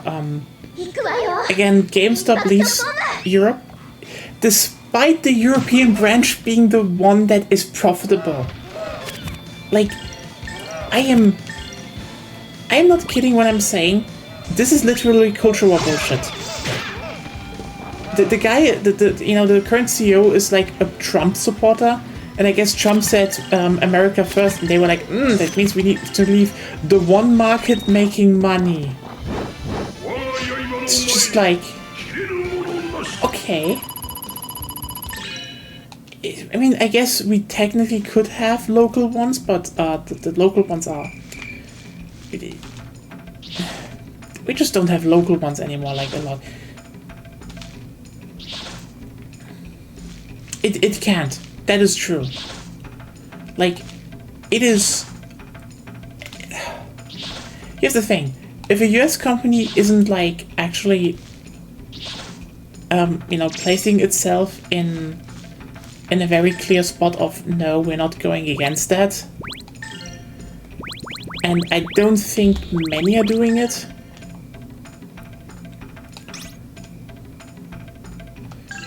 It's like, it's just gonna be very stupid. I mean, I can say at least from what I notice right now is that when it comes to the whole discourse and where some of the companies stand, I would say over the past years, the gamers TM have just pissed off everyone so much that I would say probably most companies won't do, at least, like, the tech sector just fucking sucks, obviously, but like, I don't think, I think ironically the gaming sector is probably relatively fine in most parts. Like, basically, you know, the weird shit is more to, you know, mid-sized companies that do a whole lot of, you know, we are the better option. Like, it's a marketing bullshit. It's a marketing grift to, you know, to sell alright games a little bit better to, you know, to fucking idiots. And even then, a bunch of shit changed. Like, hey, you know, remember when everyone was like, you know, Kingdom Come Deliverance is like, you know, the big non-woke game, and now they're just like pro-wokeism, and the lead designer of the studio is just like openly on social media saying he's not talking to fucking Nazi shitheads, and they're like, you know what? I gotta say to that was I might look at Kingdom Come Deliverance 2 when it's out. Those are clear words, and like similarly, you know, Ubisoft start. I don't know. You know, the what basically was is that right wingers made some shit up, and I guess, you know, probably because, you know, the studio, you know, was like, okay, here's the thing. The thing about right wingers is basically, I mean, I guess it changed to a degree. Like, I don't know why or what happened there. It's just, what I realized is that now everyone's like, yeah, it's very obviously bullshit, and but, you know, that's one of the things about the whole right-wing grift. It's not about any coherent rules or something. It's, you know, are you a devoted follower of our weird crusade or not? And apparently the devs weren't, because, you know, if you work in a creative department, you usually aren't just some weird culture warrior that, you know, makes your whole existence just hating on people. So obviously, you know, they get very angry when they get confronted with not everyone is just you know, a slave to their cause, so they just attack them. And like, but again, the lead director literally said he doesn't talk to Nazi shitheads, so Positive. That's a good reaction. I can say I approve of this message. So yeah, I don't know. I think what the thing is that probably a bunch of studios, especially in that range, probably realized that, like, let's just be real here. They probably realized the thing I'm currently talking about. They thought, you know, let's just be a bit of like maybe there is an audience there. Then they realized there was literally no audience there. There were just people seeking confirmation to their own biases. And so they were like, okay, you know what, let's actually just talk to the real audience, because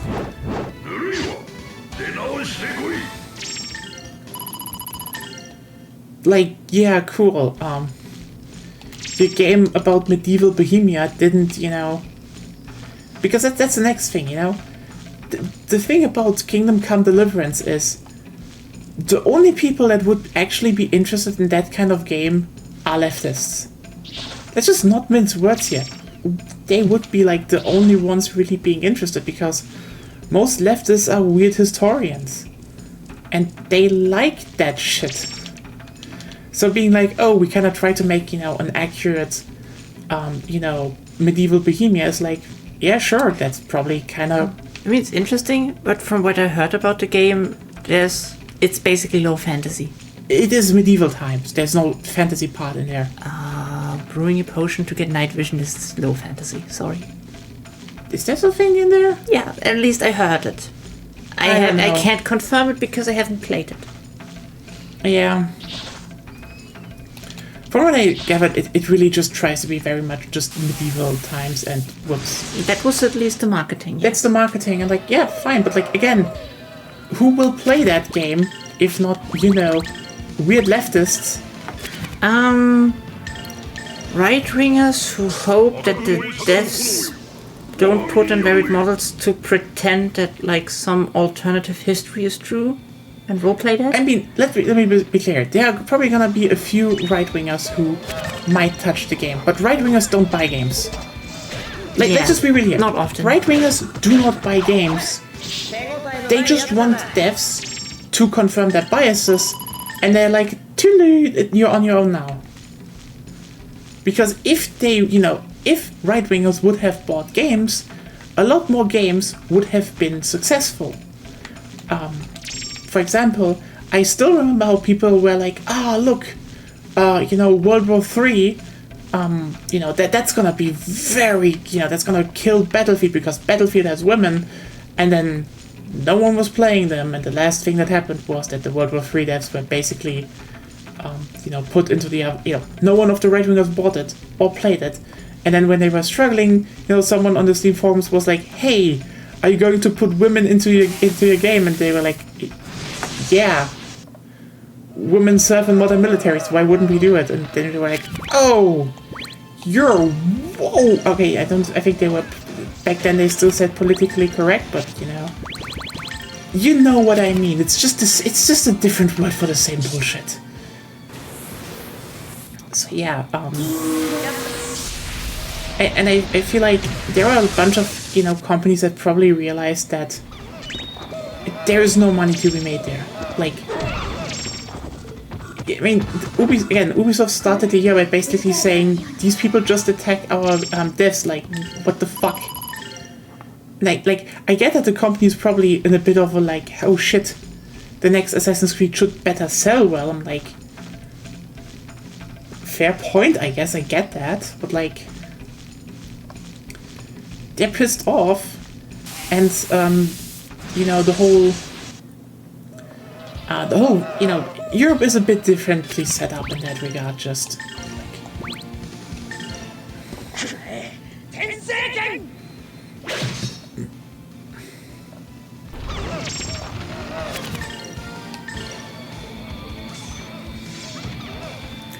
similarly, I would say, probably about, the Japanese devs will probably also not care. Like, they have never really, like, Capcom's not gonna go suddenly and be like, oh, hey,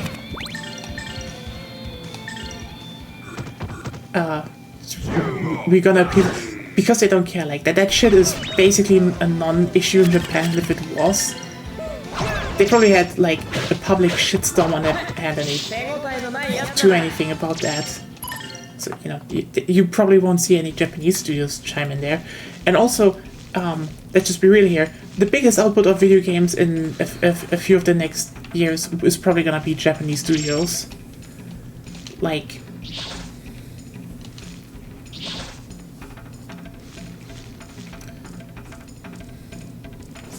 and this is, by the way, not me just being like, oh, hey, why?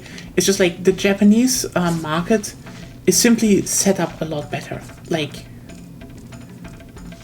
Capcom is consistently making money while not overspending. Like, they are just simply better set up and better. They just have a better plan on everything. I mean, for sure, Platinum Games is probably going bankrupt, but also fuck them. For everyone who doesn't know, there was an interview with Hideki Kamiya why he left Platinum Games, and basically Inaba was telling him, hey, can you put more live service stuff into Project GG? And then and he was like arguing for once, like, no. And what happened was that he basically thought, if I don't leave, if he wouldn't leave Platinum Games, he would be burned out and lose any desire to make art. And like, holy shit, yeah, that fucking sucks. So yeah, I don't think Platinum Games is gonna, be around for a long time, because first of all, they did a lot of live service bullshit, period. That's just a thing. And the next thing is just ups power of moves. Actually, yeah, why not? That sounds good.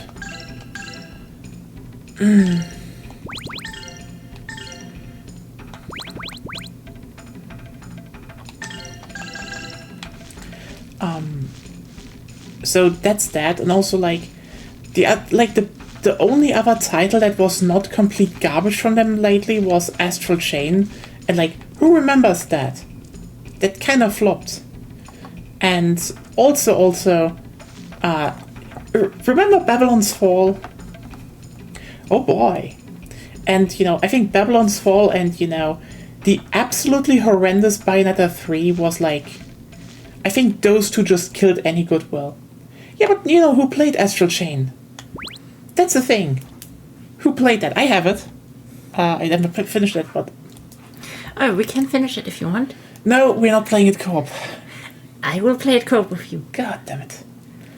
Co-op was a mistake in that game. Like, yeah, but like, again, and then, yeah, then they did, Death of Zone 0? Okay. Like, the thing is, yeah, then they made Bayonetta 3, which was, gameplay-wise, just kind of the weakest one of the bunch anyway, and then, and then they had the whole thing of, let's just, like, actually make a character assassination of Bayonetta, because, like, here's the thing. If you played Bayonetta 1 and 2, you know they were lesbians.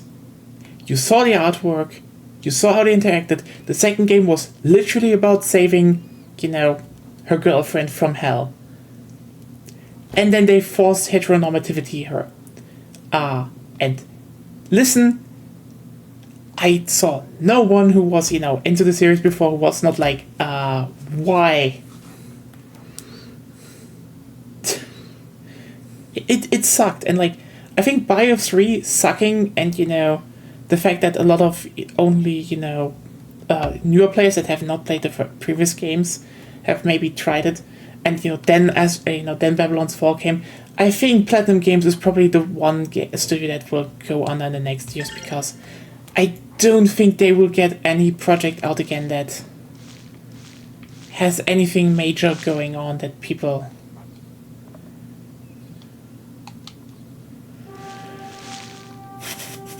Oh, what do we have here? Oh, okay.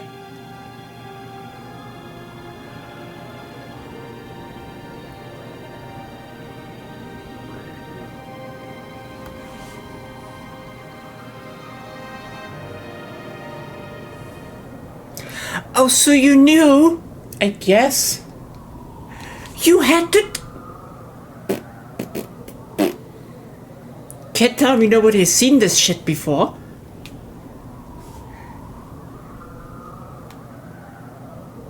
Yeah, like, that's the thing. They will probably find a different studio. They just kind of did it because they were, they were doing, basically they did Nier Automata only because they were, doing, how's it called, work for hire at that point anyway, and were just open. That was it. And somebody need to make that game playable. Yeah, so I get that is that. But, like, I can guarantee you the next Nier will be developed by a studio owned by Square Enix, not by Platinum Games. And yeah, they already lost people. So yeah, if I can tell you right now, the next Platinum Game-esque games are gonna be coming from Clover's. So I mean, it's not like Platinum Game was Clover Studios, but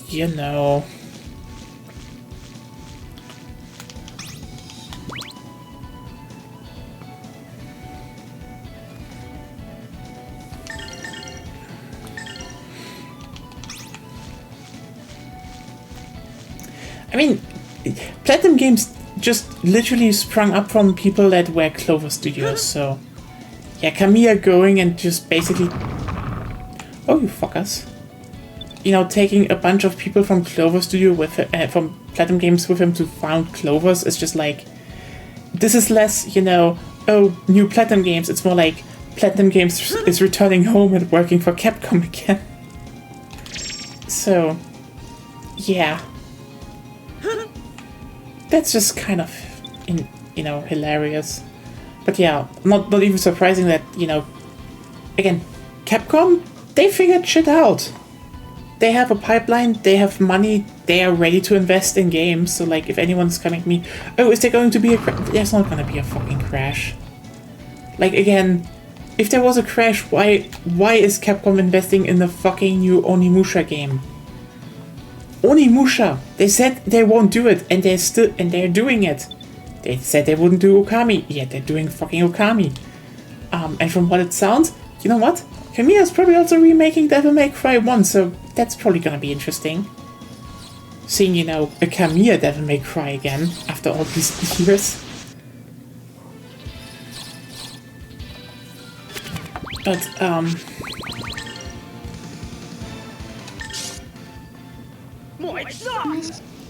it's just, budgeting is always a thing, and I don't know, you know, which companies do what, like,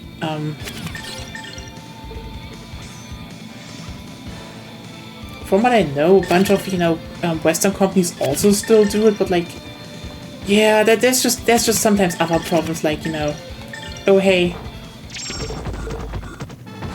can you actually get a game out on time? Because that's more the big problem. Like, if you know your budget, sure, that's good. That's actually good. Oh boy. Is that... That was bad. Is that on both ends?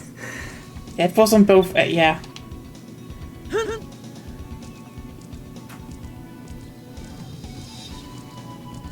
Yeah,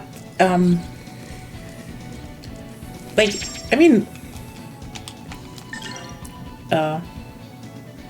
from what I heard, at least, you know, BioWare was able to actually fix that. So, like... Supposedly. Supposedly.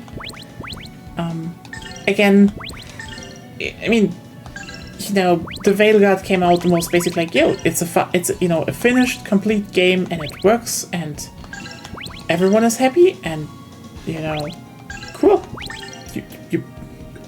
You managed to make a game again. From what I heard, really good. So, you know. I kind of wanted to play that at 1.2. Yeah. Not that. It's better. Okay.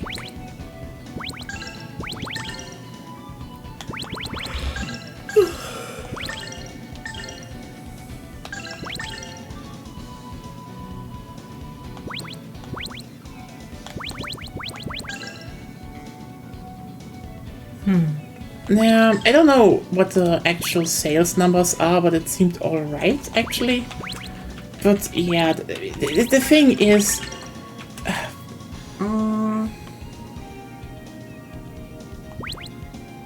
the second was better, though. I know some people hate me for that, but sorry, the second game was better. 3 million copies. 3 million copies is fine, honestly. But I feel like I know that there was a push from right-wingers to discredit the game and like generally make it seem like a failure, so maybe... Who knows? Like, we will only know later on. Yeah. I mean, yes, the environment... Honestly, the environment reuse didn't really bother me at all. But that's me. Like, I played it and I was like, it's just a tighter game and just better designed in a lot of ways. So, that's just me, though. Like, environment reuse is like a very small issue on that part for me.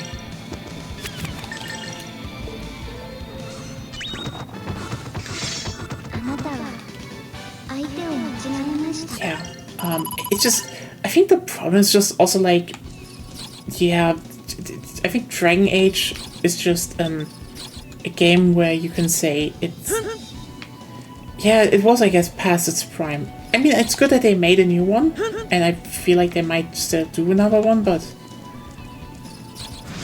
the big one is Mass Effect, and like, if they have figured their shit out now, it's probably gonna go well, so... Yeah, that's true. But like, this was still in during the time where a lot of devs were like, we can jam out a game in a year, that's not a problem.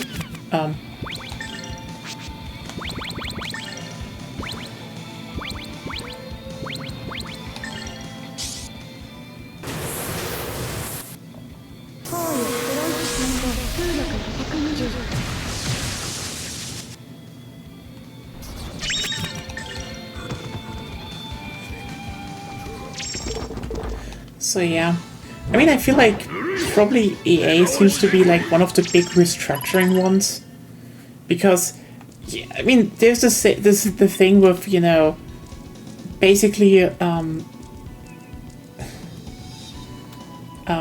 was a threat a bit ago about the current state of Battlefield and like written by an ex-dev, and it's reads so disgruntled because like how should I put it in the best way? Like, if someone comes at me and says, oh no, the game wants to be Call of Duty again with, yearly releases, I just think like, okay, at this point you're just lying. Because like, as a lot of people confirmed that there is, they have a bit of problem with upper management, as in, DICE basically had special privileges and was basically sheltered due to the fact that ex-DICE were at the top of EA. I get that they probably are a bit pissed that now the company's like, hey, can you maybe stop making how's it called? Can you stop making experiments all the time? I'm going to complete all of this in an area because most of them are boring. It's not a statement that developers should ever have to make. Yeah, that's like... Honestly, that's true. It's like... that's just this kind of thing about design. Like, what do you want to do with your game in that regard? Like, do you want to have...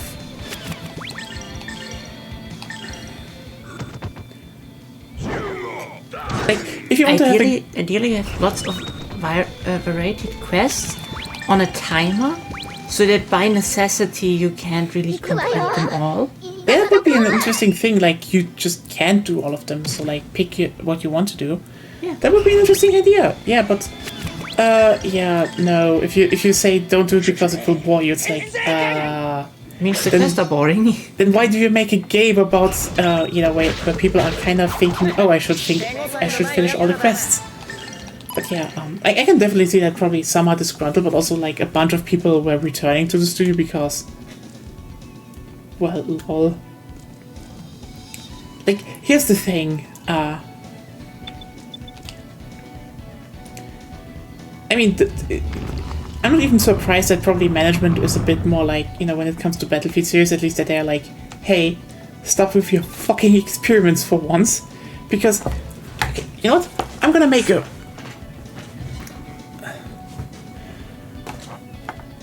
gonna make a bit of a hot take here, but like... Battlefield 1 would not have sold in any shape or form if it wasn't World War 1.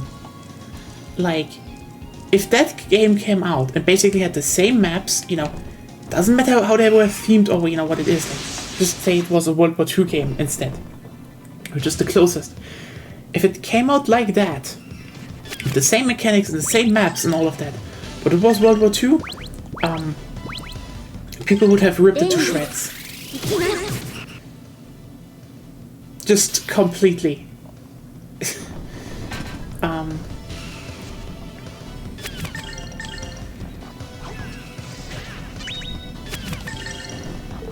So yeah, they've basically been hanging past a lot, so yeah, I can see why there's probably at least there a bit of let's rework that. But yeah, the big problem a lot of studios have is just mismanagement in, and it probably is also the same in terms, probably at Japanese developers to a degree, but like, some of them are working, like, here's the thing, I can totally see why, for example, Sony's working together with,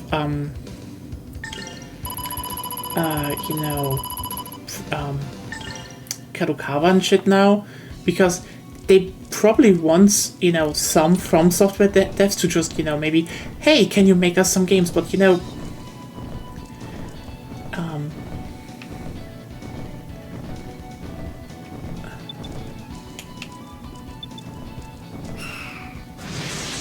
how should I put it?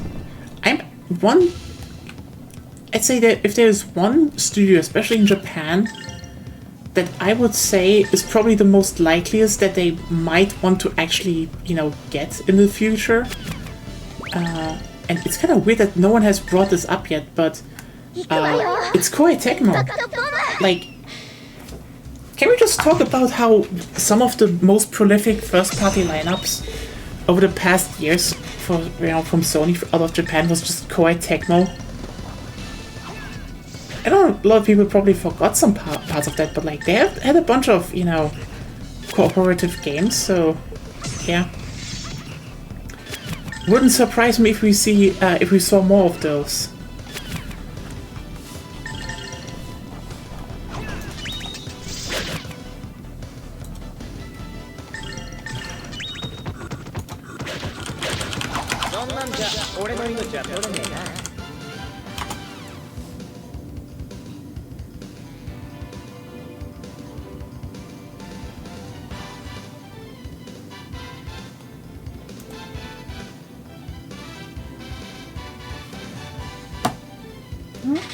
Yeah, I just checked the last one, which kind of fell under the radar, but like, but Team Ninja, like, honestly, Team Ninja has been a bit on a roll, ironically. So, yeah, I just actually checked because like, basically, let's just not forget, this all started with them basically saying, hey, remember that Neo game you have lying around? How about how about you make how about you finish that? And then they were like, okay, and Neo sold, and they made Neo 2, and Neo 2 was just kind of better. And you forget, Claire, they already made one, by the way, because okay, basically then they made their own thing of, oh hey, what if we do Neo bought 3 Kingdoms, which was, from what I know, actually a self-production, but that didn't sell as well, interestingly. Wulong, yeah. Wulong was like, if I want to know, it sold fine, but you're forgetting one thing. They had another one that was published by Sony. And I have it here, and I actually kind of want to play it this year. Rise of the Ronin, if you remember that one. Oh yeah, actually, right, they did Strange of Paradise. That one was also pretty good. But also Rise of the Ronin, I just checked, apparently already surpassed the sales of the Neo series, so like, yeah. I guess Neo Assassin's Creed is like popular. Wouldn't surprise me if they, if they would be like, hey, shall we work on that a bit more then? So yeah, no, the Japanese devs are probably gonna carry a lot. How it looks in Western studios, it probably really heavily depends. I think the mid-sized, the mid-sized ones are doing pretty well from what I see.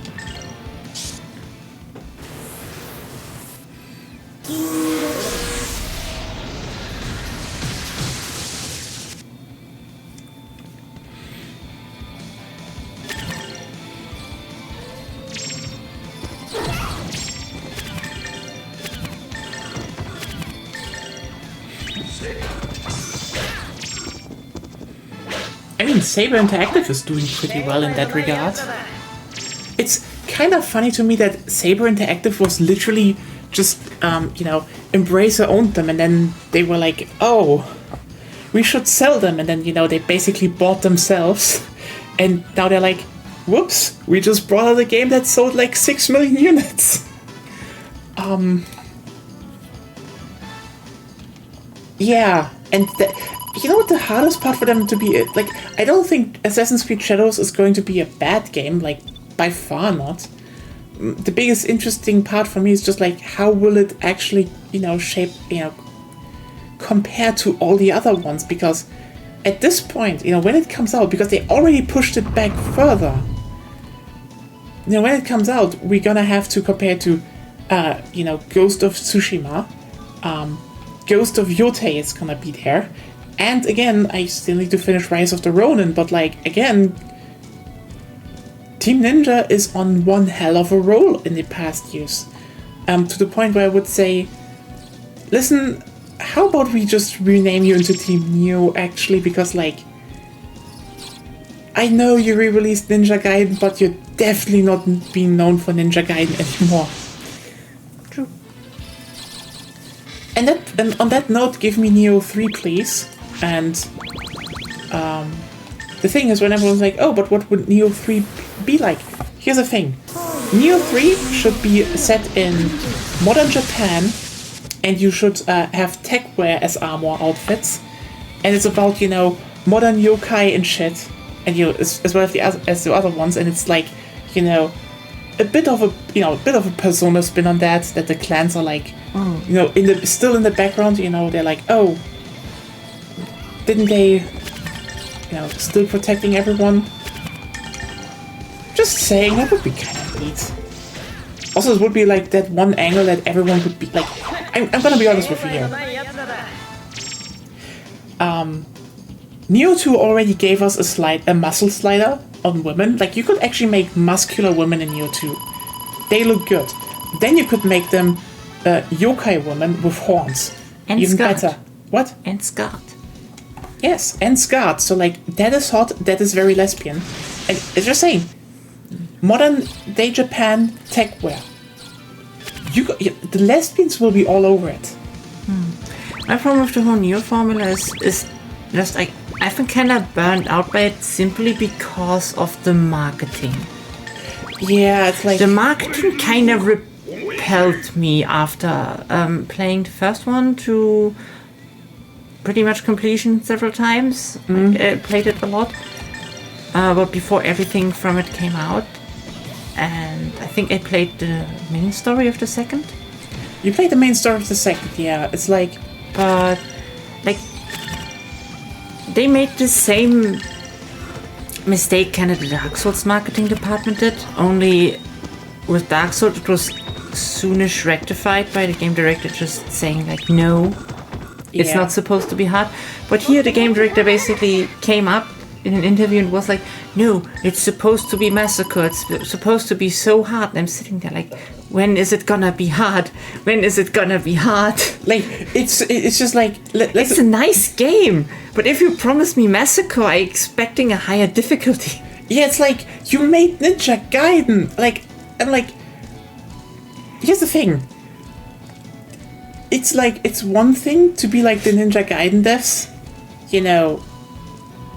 and promise a hard game, but then it's also the other thing to be the Ninja Gaiden devs and then just, to deliver basically the mechanically best Dark Souls game, which is like, cool, I'm playing the mechanically best Dark Souls game with one hell of good level design and shit, and it does so much right, but you're the Ninja Gaiden devs and told people your game is gonna be hard. Like, that's just basically false advertising at this point. And like, I know some people are like, but isn't it good that it's not that hard? You know what? Fair point. That's not a bad move in of itself. That, let me put it like this. Neo is basically like belong more than Neo mainly because you could upgrade weapons and armor, so there was less loot hell. I was actually... wasn't Neo in the end just about melting everything down to upgrade your weapon? Basically. Like, it was like, I guess you had loot hell, but like that kind of vanished on multiple playthroughs. Honestly, it's kind of neat that they, the whole slight random generation drops they had, similar to Diablo. Wow. The game has slowdowns right now. Didn't end in absolute total, clonery in terms of what, Diablo does. I think they handled that part actually pretty well. Could have been better, but yeah. Yeah, it's... The main problem was in the end you were just way too strong. Yeah, that's like... That's just my problem with the whole thing. Like, I know, here's the thing. It's a good game, it's a really good game, and the fact that it is balanced how it is probably makes it probably a very also beginner-friendly game to jump into. But again, if you're going out and promising a hard game, then please, for the love of God, don't just say that to the people who will find anything hard because they don't give a fuck, you know, actually engaging with mechanics in a game. Because at this point, you're just lying to the people who actually want hard games. Yeah. You know what I found fun, at least, in the sense of hard? That was the mission with Oda and his wife. That was neat, yeah. That was neat. But even then, I played the game without magic, basically. I had it unlocked and everything, but I didn't use it. I just used the Kusarigama and the ninja stuff. Yeah, it was. And even then it was not hard. Yeah. Not hard. It's like... Let's just be real here. But people kind of... There's a market in the action RPG scene that is basically, you know, people want a game that is Devil May Cry but action RPG, you know. Devil May Cry is an action RPG. But like, more like Devil May Cry but Dark Souls, as in it's actually hard and there are, you know, and Neo is almost that. It's almost that, and that's probably the one part that makes it so frustrating. The frustrating part is that they promised it to be massacre. They even went out of the way to invent a new term. Yeah, and then the term was a lie. Yeah, Whoops. just like, ooh, new game plus, higher difficulty. What did they change? Oh, the enemies have some buffs. And it's like, Do I care? No. It's like, it's nice that they have different enemy placement and such, but like, That's good. That was the good part. I mean, that's also what Devil May Cry does, but then it never goes really more far because it's then just like, oh yeah, we just buff it. I played like how many times through this game to get to higher difficulties, and none of them really satisfied me until I was just so bored when the last expansion came out, I think. And I was just like, eh. The big problem is just that everything becomes a stat check, because like, if you actually look at the, is it boss rush or thing, the tower they added The later? survival thing. Yeah, the survival thing. We need 100 rounds, I think. Yeah, basically you play a heavy axe build and just eat. Yep. That's how, yeah, sorry, you just buff yourself up, go in, eat. Yeah, that's the Done. problem. In the end levels, it just falls apart.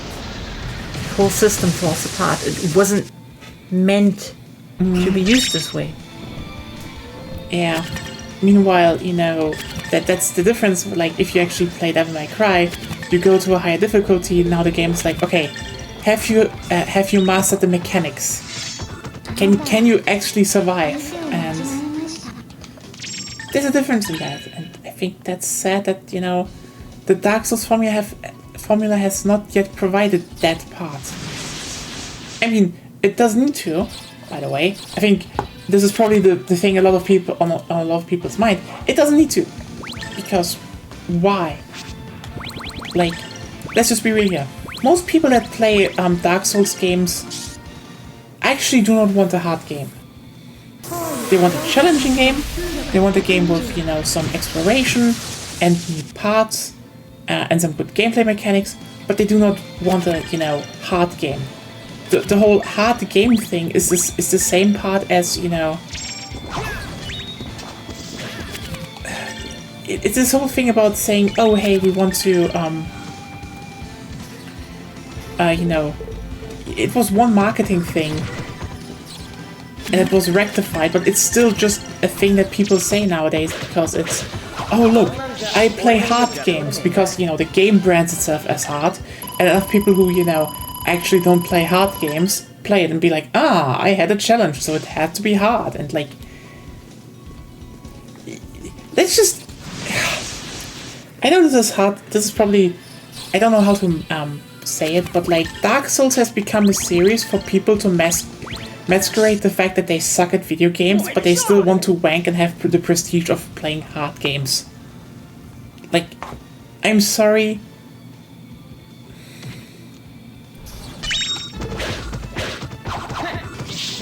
That's how it seems to you?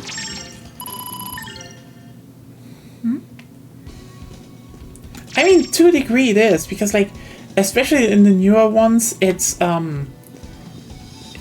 just the fact that the way the games are very lenient to a degree, you know. Like, remember? Okay, you know what? I know the guy fakes a lot of his credibility and shit, but like, remember at the time Elon Musk claimed he was playing Elden Ring and had like the most garbage build of all time? Yes, some people rebuilt it and like they were like, yeah, it's garbage, but like, you can still kill shit with it. And it's like,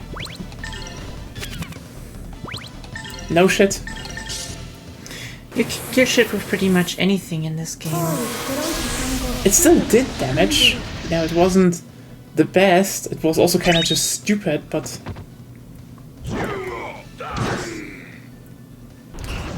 like, yeah, you can do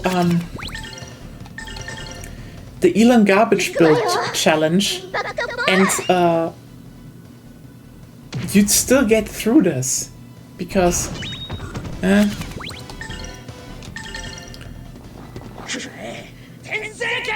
Oh god, I should not shit on that so much. I just want. We were actually talking about which game companies, you know, will be insufferable over the next 4 years. I would say Japanese and I think also European companies probably won't be that much because, like,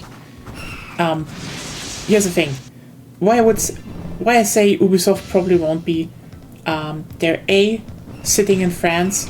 Most of their studios are either in France, Canada, and I think they have some in Singapore. So, yeah. I don't think they're like, oh, we actually need to confirm to any Trump bullshit.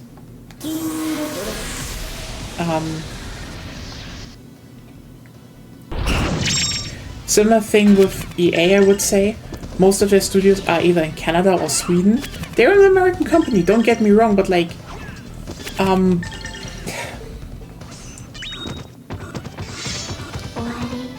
here's the thing. You know why I know EA won't be going into the whole, probably won't be going into the whole right-wing Trump appeasement sphere? Because 2 of their biggest game series literally don't allow them to do that. Think about that. Like,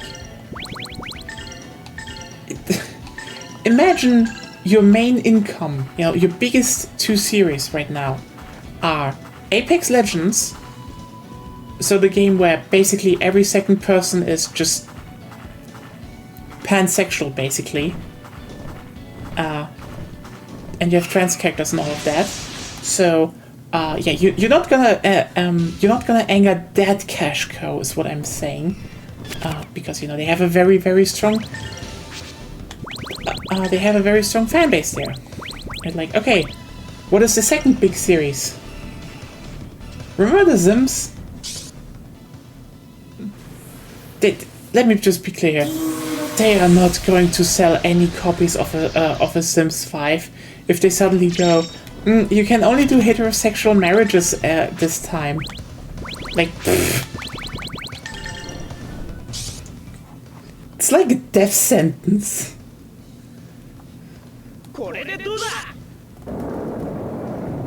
I mean, it's also FIFA, but also like EA, FC. Oh yeah, but like also again sports games. The sports games crowd again also FIFA is mainly popular in Europe, so like yeah, you definitely want to go into put anything with Trump bullshit into your sports game mainly being sold in Europe. So like that's why I would say probably those 2 companies are probably not gonna do a lot of bullshit. You can't. Okay, here's the thing. Be ready for Microsoft to be insufferable, though. Like, let's just be very clear. This is the thing of you know, oh hey, do I hate them or not? This is just a thing of, you know. There's only one Milky Way left. You can have it. I do not care. You should care. I care because I want you to be happy. So eat the Milky Way. Yes. I'm eating the Milky Way. Yes. Eat the Milky your way. So it's just, you know, if you look at companies, you need to look at what their incentives are. And like, as I said, the thing with EA is their biggest shooter series is made in Sweden. A bunch of their studios are either Sweden or England now. So like, you know, they bought Codemasters, if you forgot that part. It's sports games, and like sports people. Just also the next thing. Football fans are very left leaning for in like for the most part. Like just keep that in mind. The people who buy FIFA, a lot of them are football ultras, and a lot of football ultras are left leaning. Like not all of them. They're definitely the right wing part, but like I can tell you, most football clubs in Germany and such are left leaning. There's like. It's yeah. Yeah, again, especially the ultra fans. So like, again, you're making money off a football game. That company definitely doesn't want to like just going like, oh no, we're gonna appease, you know, the Muskrat and shit. You know we're gonna appease Elon Musk and Trump. That will definitely go very well over with, you know, the hardcore football fans in Europe. That's a good thing. They will totally do that. And again, then other ones are like, you know, it's Canadian studios, or they're generally like, again, Mass Effect and Dragon Age were the two you can smooch your own gender games. Like BioWare is basically were the first ones having the whole you can smooch the other girl or the other guy as a guy/girl. So. Yeah, that's gonna annihilate that fan base. Apex Legends, very queer. They're not gonna annihilate that fan base. And The Sims is like, as I said, it's the fucking Sims. Have you seen that editor? You really can't be more inclusive than this fucking Sims in that editor and that part. No, I think in that part we're pretty safe. Again, Ubisoft, European company, they probably also won't do much. But Microsoft, first of all, Microsoft is just has one division that is attached to a tech company.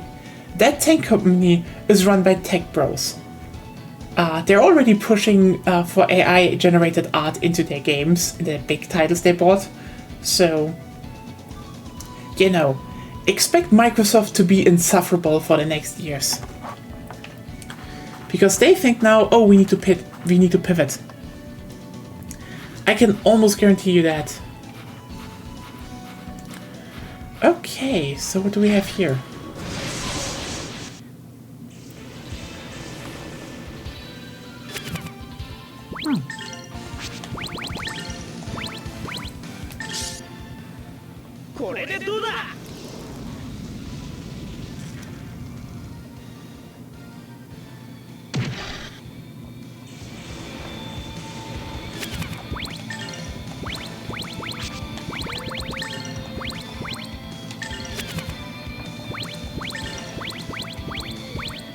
There's a diver. Ah.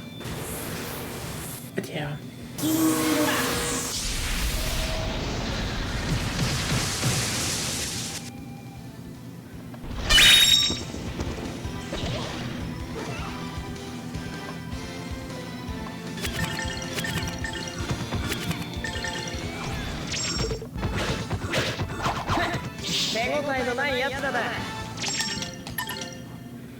You know, before we continue here, actually, let's actually power up a little bit. We haven't done that in a while.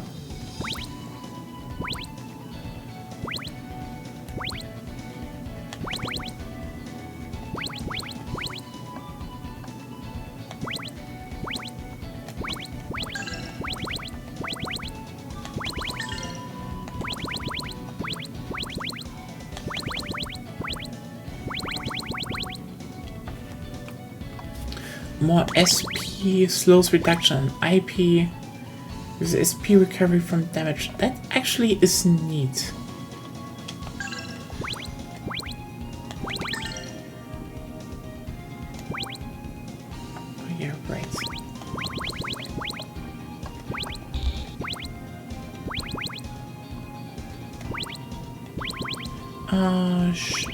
Hey, upgrading some things here. Should we... What should we go for, actually?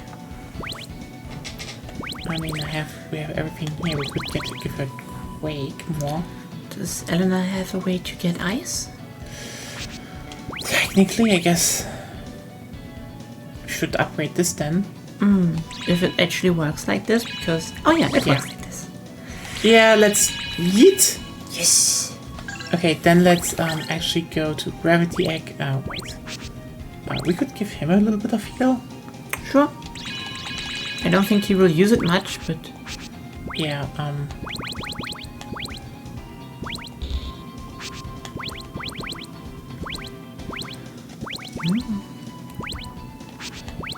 I probably should... Yeah.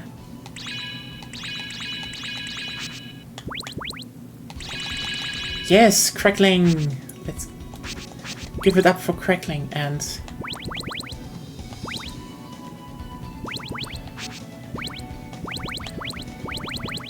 Probably more wind, and if you put more wind in, you also get zapped. Dragon Zap. Yeah. Because lightning is fire and wind. Yeah, okay, we could upgrade Light Flying Tenseiken. You can also just upgrade Sky Dragon Slash. Fair point, let's just do that.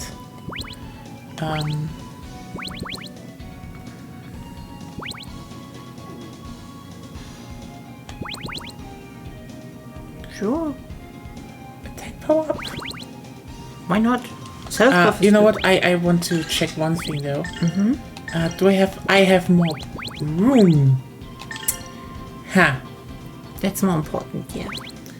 So, now we have the Book of Swords, so more strength or more strength. Strength. Tio can get abandonment. That is actually true. Can so she get shoot? Yeah, she can. yeah, let's go. That's a stacking thing. Okay, what do we give?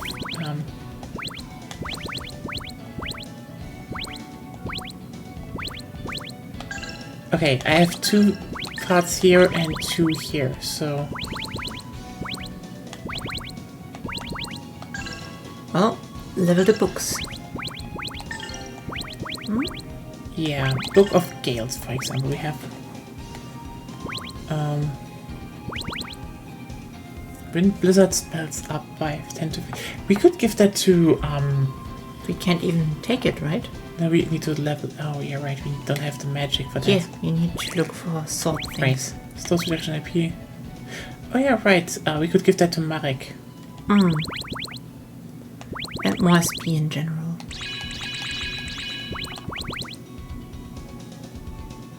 Huh. That's not bad. Should we get that? Sure, why not?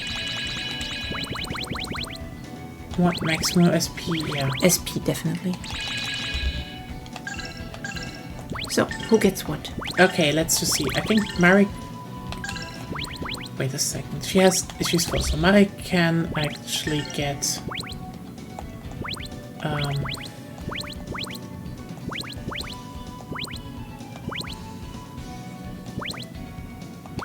Actually just that. And Elena we can give... a bit more SP actually. Not... It won't hurt. Ryudo hasn't more slots? No. Oh, We just gave him more strength actually. even more strength. Even more strength, which is pretty good. So that's kind of fine now. I will actually go back and save now, just to be safe. We're almost at the end, but I feel like we're also almost at like some big part. So do we want to save here for the day, or We could if you want to. that's up to the chat and you, I would say. But I think we can save here first, and then we continue next time. Okay. So yeah, that was more Grandia 2. We made good progress, and I think that's very neat. And we talked a lot about the game industry again. Yeah. I generally think, yeah, if it comes to European devs, you probably they're already pissed off, and like the general state of gaming is like there are a lot of right-wing people making games right now because most of them are grifting anyway. Like, just Was there ever like not even right-leaning, but actually like right-wing people successfully making a game that wasn't a grift? I mean, I guess some of them did work at Blizzard and stole breast milk. Yes, yeah. but I don't think if you're planning on stealing breast milk, you get much dev work done. I mean, a lot of them that left were, are either those where I would say, they're just, doing games and not talking a lot, so like, duh. And the other one is Grums, aka give me money, I totally am making a game right now. Okay, oh, one thing, before we end Wasn't there this one guy who made Diablo knockoff necromancer prototype that never got anywhere? No, that was someone else.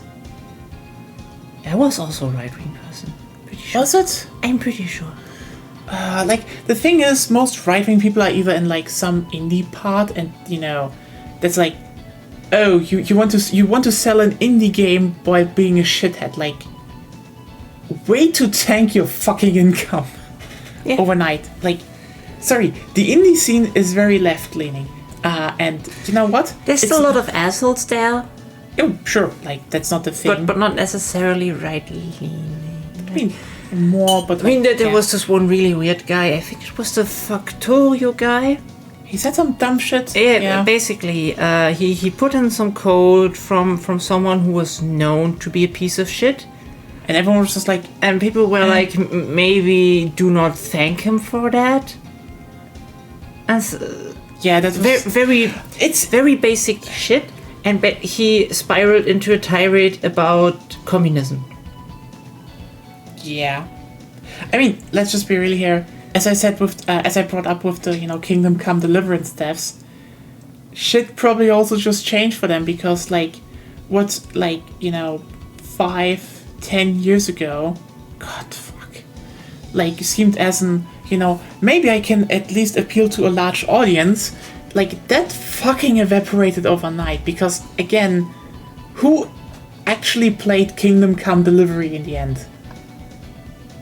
Like, it came, it was covered, it was basically talked about by every, center-left leaning person to left person.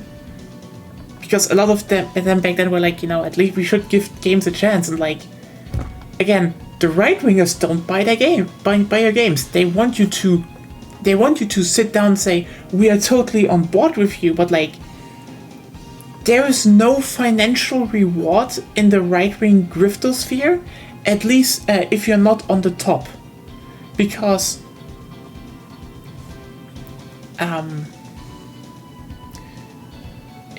okay, here's the thing. The right-wing griftosphere, I think, is that the word we can use for it? It's the griftosphere. It's basically built around emotions. And the thing is, you either understand how it works, and that is, you place yourself as someone who is totally under attack all the time and really needs your money right now. The ones you're complaining about stuff, not making stuff. Yes, that's the thing. If you make a game, and and you're already putting out that game, and you have coverage, all these people think, oh, you already made it, like we don't need to support you at all. Other people will buy it. Because these people don't want to spend money, they want to, hear their beliefs confirmed. The only way they will spend money is you complain that you're under attack and you really, like, remember that Fortnite meme? Remember John Wick needs your help. Get your mom's credit card number and type it into the chat. Remember that meme video, which was very funny? The whole right-wing griftosphere is literally based on that meme.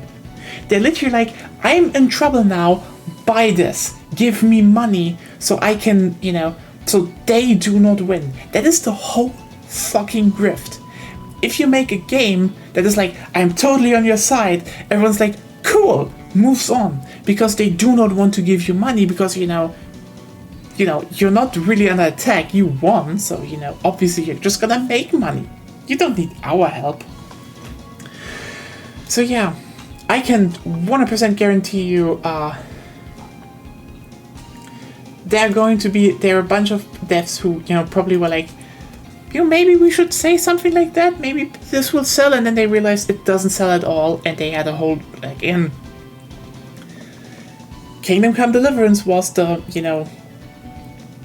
poster child of, they're doing, actual European medieval history stuff, and now, the lead dev is on social media and saying, I'm not talking to Nazi shitheads, so, yeah, I wonder what happened behind the scenes at that studio.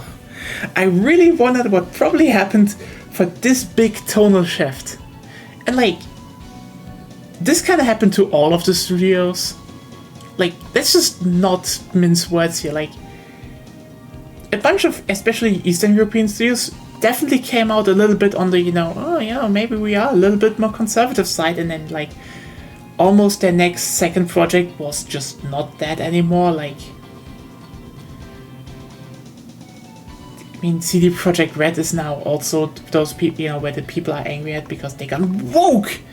CD Projekt Red was once, the pillar of masculinity in gaming that, stand for conservative values, and now they're like, oh no, they doing the woman protagonist they basically have been teasing since 3. How does that happen? And it's guess what, shithead? Guess who didn't give them money?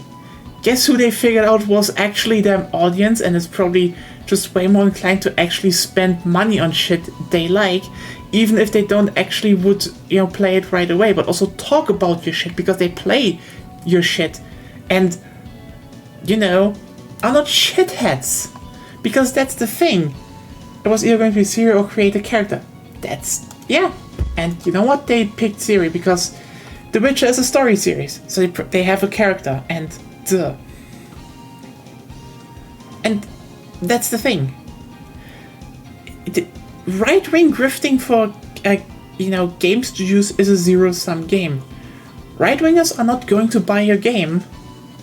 They are only there to give you money to make a point, to own the libs. If you don't keep owning the libs, quote unquote, you're not worth for them giving money. It's a fucking spite game. It's a spite grift. You don't need to deliver because the point is to spite them in some form. It's literally just weirdos sitting in a basement being like, I gave money to them so they can make the game that might manifest in some form somewhere, sometime, maybe. But it totally triggered those lips, and that's the whole fucking grift. That probably also might not be more viable anymore, because here's the thing: Trump won. Trump is going to he's going to be the main quote unquote source for triggering the lips by being the most awful being on the whole fucking planet. That grift is gonna collapse for a lot of the smaller grifters. They're just gonna be realizing, oh shit. If I want to make money, I actually need to make a game and sell it. Mm-hmm. It's just it's not gonna happen. And if you're a bigger studios, you realize you don't sell your games to them. And again, those people do not want your game. They want your devotion. So they're gonna attack you at the slight moments where you don't seem to be devoted to their cause. Meaning, what do you want? An audience that barely buys your game and is toxic as fuck, or an audience that buys your game and maybe does some criticism but is overall pretty nice. I can tell you what, he's gonna distrust the US economy probably. I mean, yeah, for sure he's going to do that.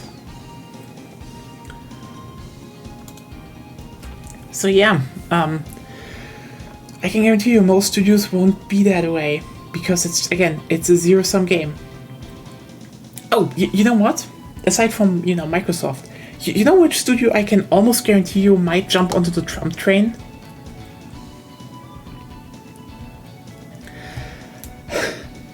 So, hey, are you interested in Star Citizen going full obnoxious?